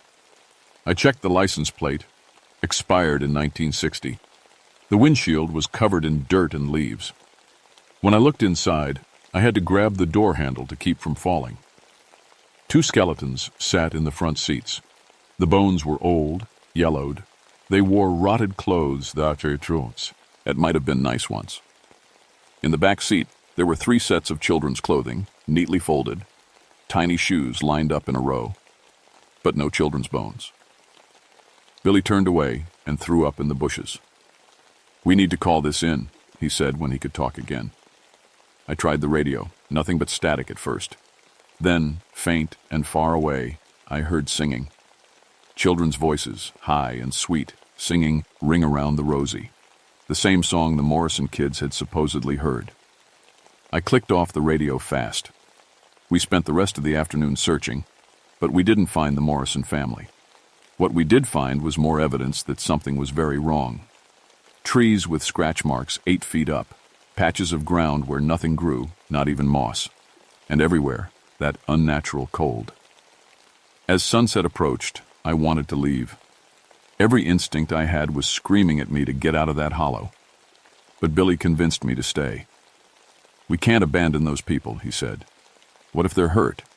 What if they need help?" He was right, and he was wrong. We couldn't abandon them. But staying was the worst decision I ever made. We set up camp as the sun went down. Our flashlights wouldn't work. The batteries were fresh, but the lights would flicker and die. So we used old-fashioned lanterns, the kind that burn kerosene. The yellow light pushed back the darkness, but barely. I'd asked the Forest Service office to check on us every hour by radio. At 8 p.m., I made contact. "Everything okay?" I reported. At 9 p.m., I tried again. That's when we heard them, children's voices, singing in the darkness beyond our lantern light. "Ring around the Rosie, pocket full of posies." The voices came from everywhere and nowhere. When I spun around trying to find the source, the singing moved, always staying just out of sight. "Ashes, ashes, we all fall down!" Billy grabbed his flashlight. Somehow, it was working now. He shone it into the trees. I saw them. Children, maybe a dozen of them, standing at the edge of the light. They wore old-fashioned clothes, dresses with high collars, wool pants with suspenders. Their skin was pale, almost glowing. And their eyes were completely black. Not just the pupils, the entire eye, socket to socket, like someone had filled them with ink. "Come play with us," they said, all of them together, in perfect unison. "We've been waiting so long for new friends." Billy took a step forward. "Are you the Morrison kids?" he called out. "Billy, don't," I started to say. But he was already walking toward them. The children smiled, and their smiles were too wide, showing too many teeth. "We have games," they said in that awful chorus voice. "Come play in the dark with us." "Billy!" I shouted. He stopped at the edge of the lantern light and looked back at me. For a second, I thought he'd listen. Then he shook his head. "They're just kids, Ezra. They might be hurt." He stepped into the darkness. The children scattered like leaves in the wind. I heard Billy running after them, crashing through the brush. I heard him calling out. Then I heard him scream, a sound of pure terror that cut off suddenly, like someone had flipped a switch. I grabbed the lantern and ran after him, but the darkness seemed to swallow the light. I was shouting his name over and over. Nothing answered except my own echo, and even that sounded wrong. I found him 10 minutes later standing in a small clearing. The pale children surrounded him in a circle. Billy stood perfectly still, his arms at his sides. When I got close enough, I saw that his eyes had changed. They were black now, completely black, just like the children's eyes. "Billy?" My voice cracked. He turned to look at me. His movements were jerky, like a puppet on strings. When he spoke, his voice was high and childlike, nothing like the confident young man I'd known. "We showed him the playground," he said. "He wanted to stay and play forever. Don't you want to play too, Mr. Thornfee? Ild?" The children moved closer. Behind them I could see something else, a darkness deeper than the night. A cave entrance I hadn't noticed before, hidden behind a small waterfall. The children were backing toward it, pulling Billy with them. "Come see the playground," they sang. "Come see what we made. Come play forever and ever and ever." I had 2 choices. I could run back to the truck and radio for help, or I could follow them into that cave and try to save Billy. I knew what I should do, the smart thing, the safe thing. But I'd already lost my grandfather to these mountains. I wasn't going to lose Billy, too. I followed them into the dark. The cave went deep into the mountain. The walls were wet and cold, and the lantern light made crazy shadows dance. The children led the way, holding Billy's hands. They were humming now, a tune that made my teeth ache. The tunnel opened into a huge underground chamber. What I saw there will haunt me until the day I die. It was a playground, swings and slides and a merry-go-round. But everything was made of bone, human bone, yellowed and ancient, carved and fitted together like some nightmare carpenter had built it. The bone swings hung from chains made of smaller bones linked together. The slide was a long spine curved into shape. The merry-go-round was a circle of skulls with ribs for the seats. And there were children everywhere, dozens of them, all pale, all with black eyes, all wearing clothes from different time periods. Some wore clothes from the 1800s, some from the 1920s, some from just a few years ago. They played on the bone equipment, laughing and singing, their voices echoing off the stone walls. Among them, I recognized the Morrison children. They were already pale, their eyes already turning black. They waved at me like I was an old friend. A figure emerged from the shadows at the back of the chamber. At first I thought it was another child. Then I got a better look and my stomach turned. She must have been a woman once. Now she was something else. Her skin was gray and stretched tight over her skull. Her dress was tattered and rotting, but I could tell it had once been a teacher's dress from the 1880s. Her fingers were long and bony, ending in yellow nails that looked like claws. "Welcome, Mr. Thornfield," she said. Her voice was dry as old paper. "I'm Miss Abigail Thorne. I was the school teacher here in Bent Creek Settlement." "You died in 1889, I said. My voice didn't sound like my own. "I died," she agreed. "But I didn't leave. The plague came, you see. It killed so many children. They were so afraid. They died crying and alone." Her black eye sockets fixed on me. I couldn't bear it. So I kept them here, safe, where they could play forever and never be afraid again. "You killed them," I said. "I saved them," she hissed. "From suffering, from pain, from death. And I keep collecting more.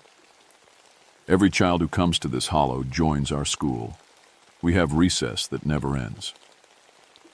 Billy walked past me like I wasn't there and joined the other children on the playground. He climbed onto the bone swing and started pumping his legs, laughing. "What did you do to him?" I demanded. "I showed him how to be young again," Miss Thorne said. "Adults carry such heavy burdens, fear, responsibility, regret. I took all that away. Now he's free. Now he can play." She moved closer. In the lantern light, I could see that some of the playground equipment moved on its own. The merry-go-round turned slowly, and I realized the skulls weren't just decorations. They were screaming. Silent, endless screams. "Those are the parents," Miss Thorne explained, following my gaze. "The ones who come looking for their children. They can't play, you see. Adults don't know how. So they become the equipment. They serve a purpose." I thought about the two skeletons in the car, about my grandfather, about all the people who'd vanished in these mountains. My hand went to my belt. Rangers carry lots of equipment, and one thing we carry is iron, railroad spikes for marking trails. My grandfather had taught me something when I was young, something about the old beliefs. Iron and salt could protect you from things that weren't natural. I had a spike, and in my emergency rations, I had salt packets. "I think I'll pass on your playground," I said, backing up slowly. Miss Thorne's face twisted into something that might have been a smile, but looked more like a wound opening. "You don't have a choice, Mr. Thornfield. Recess is over. Time for your lesson." The children stopped playing. They all turned to look at me with their black eyes. Billy was among them, and he didn't recognize me at all. "Time for your lesson on staying forever," Miss Thorne said. Behind me, I heard rock grinding on rock. The cave entrance was sealing itself. I ran, but I wasn't fast enough. A wall of stone closed off my escape.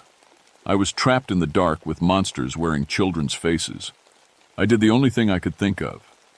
I pulled out my salt packets and the iron spike, and I made a circle on the ground around myself. It wasn't much, just a line of salt with the spike driven into the stone at the center. But when the children tried to come closer, they stopped at the line, like they'd hit an invisible wall. Miss Thorne shrieked. The sound was like metal scraping on metal, and small stones fell from the ceiling. "You can't hide forever," she screamed. "The salt will scatter, the iron will rust, and then you'll play with us. You'll all play with us." The children began to cry. But their crying wasn't sad. It was angry. Their tears were black, and where the tears hit the ground, the stone cracked. The walls of the chamber started to shake.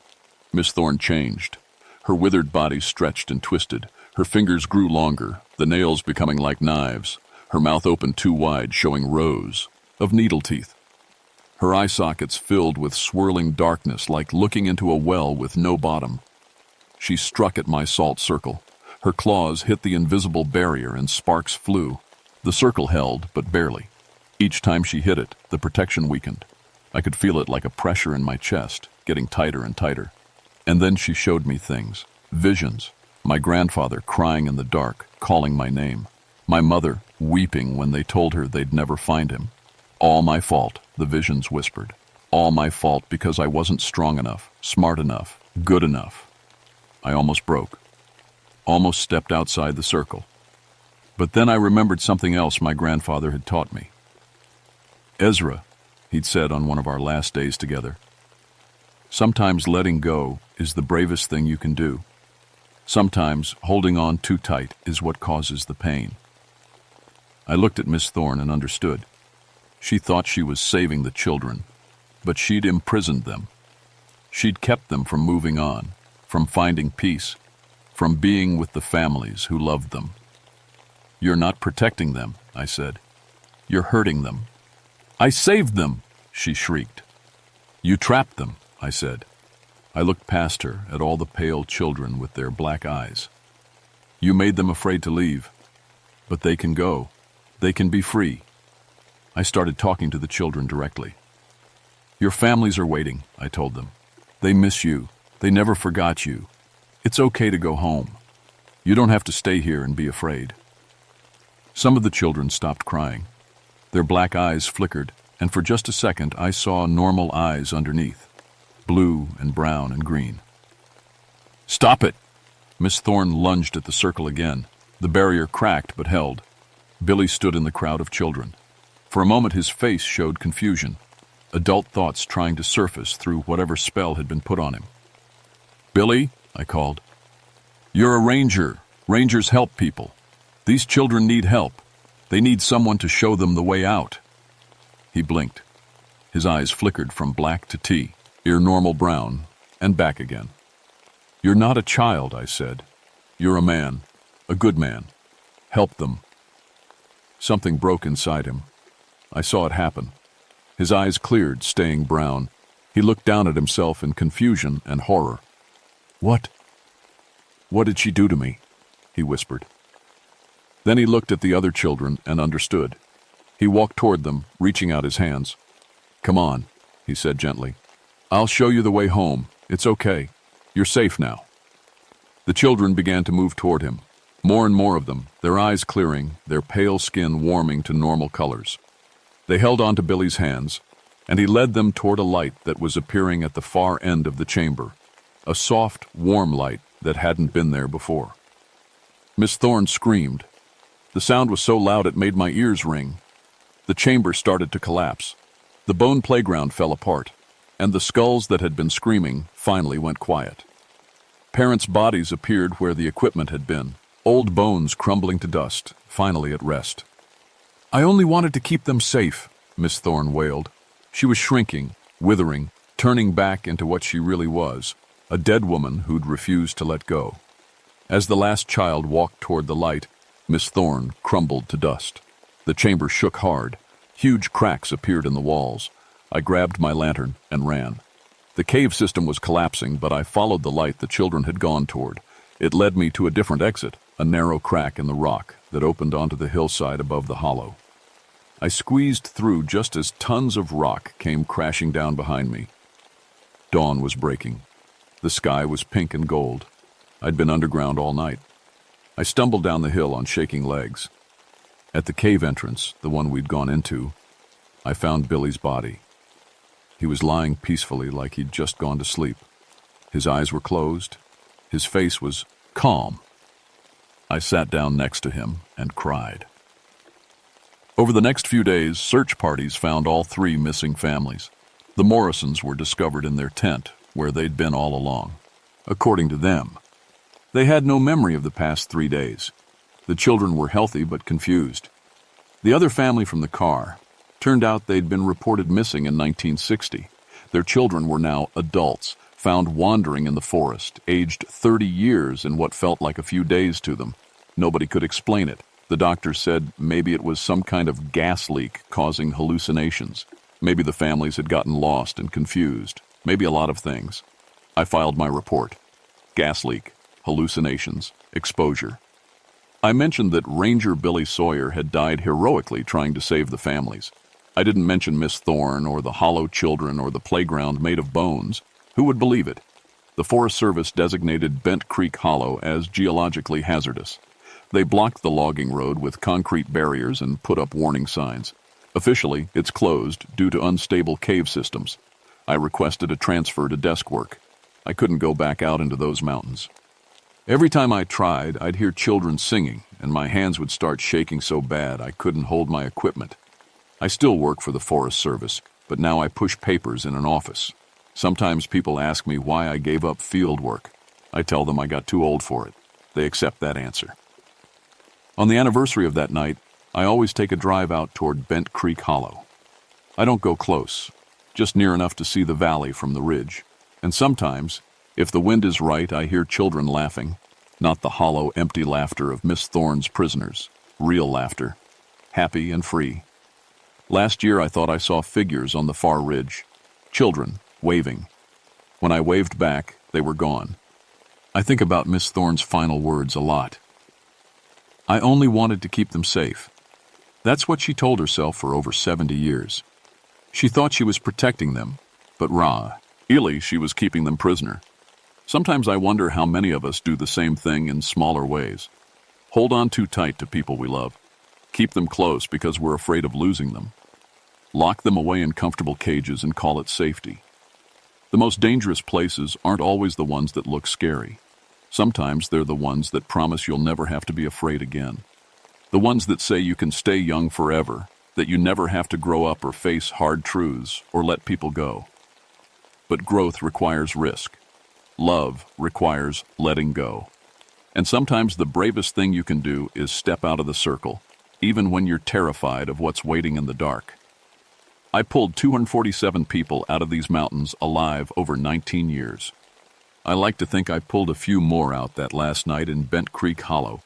Not their bodies, something more important, their souls. Billy's buried in the Ranger Cemetery with full honors. On quiet nights when I can't sleep, I drive out there and tell him about my day. I tell him he was braver than me, braver than most people ever get the chance to be. And sometimes I swear I hear him laugh.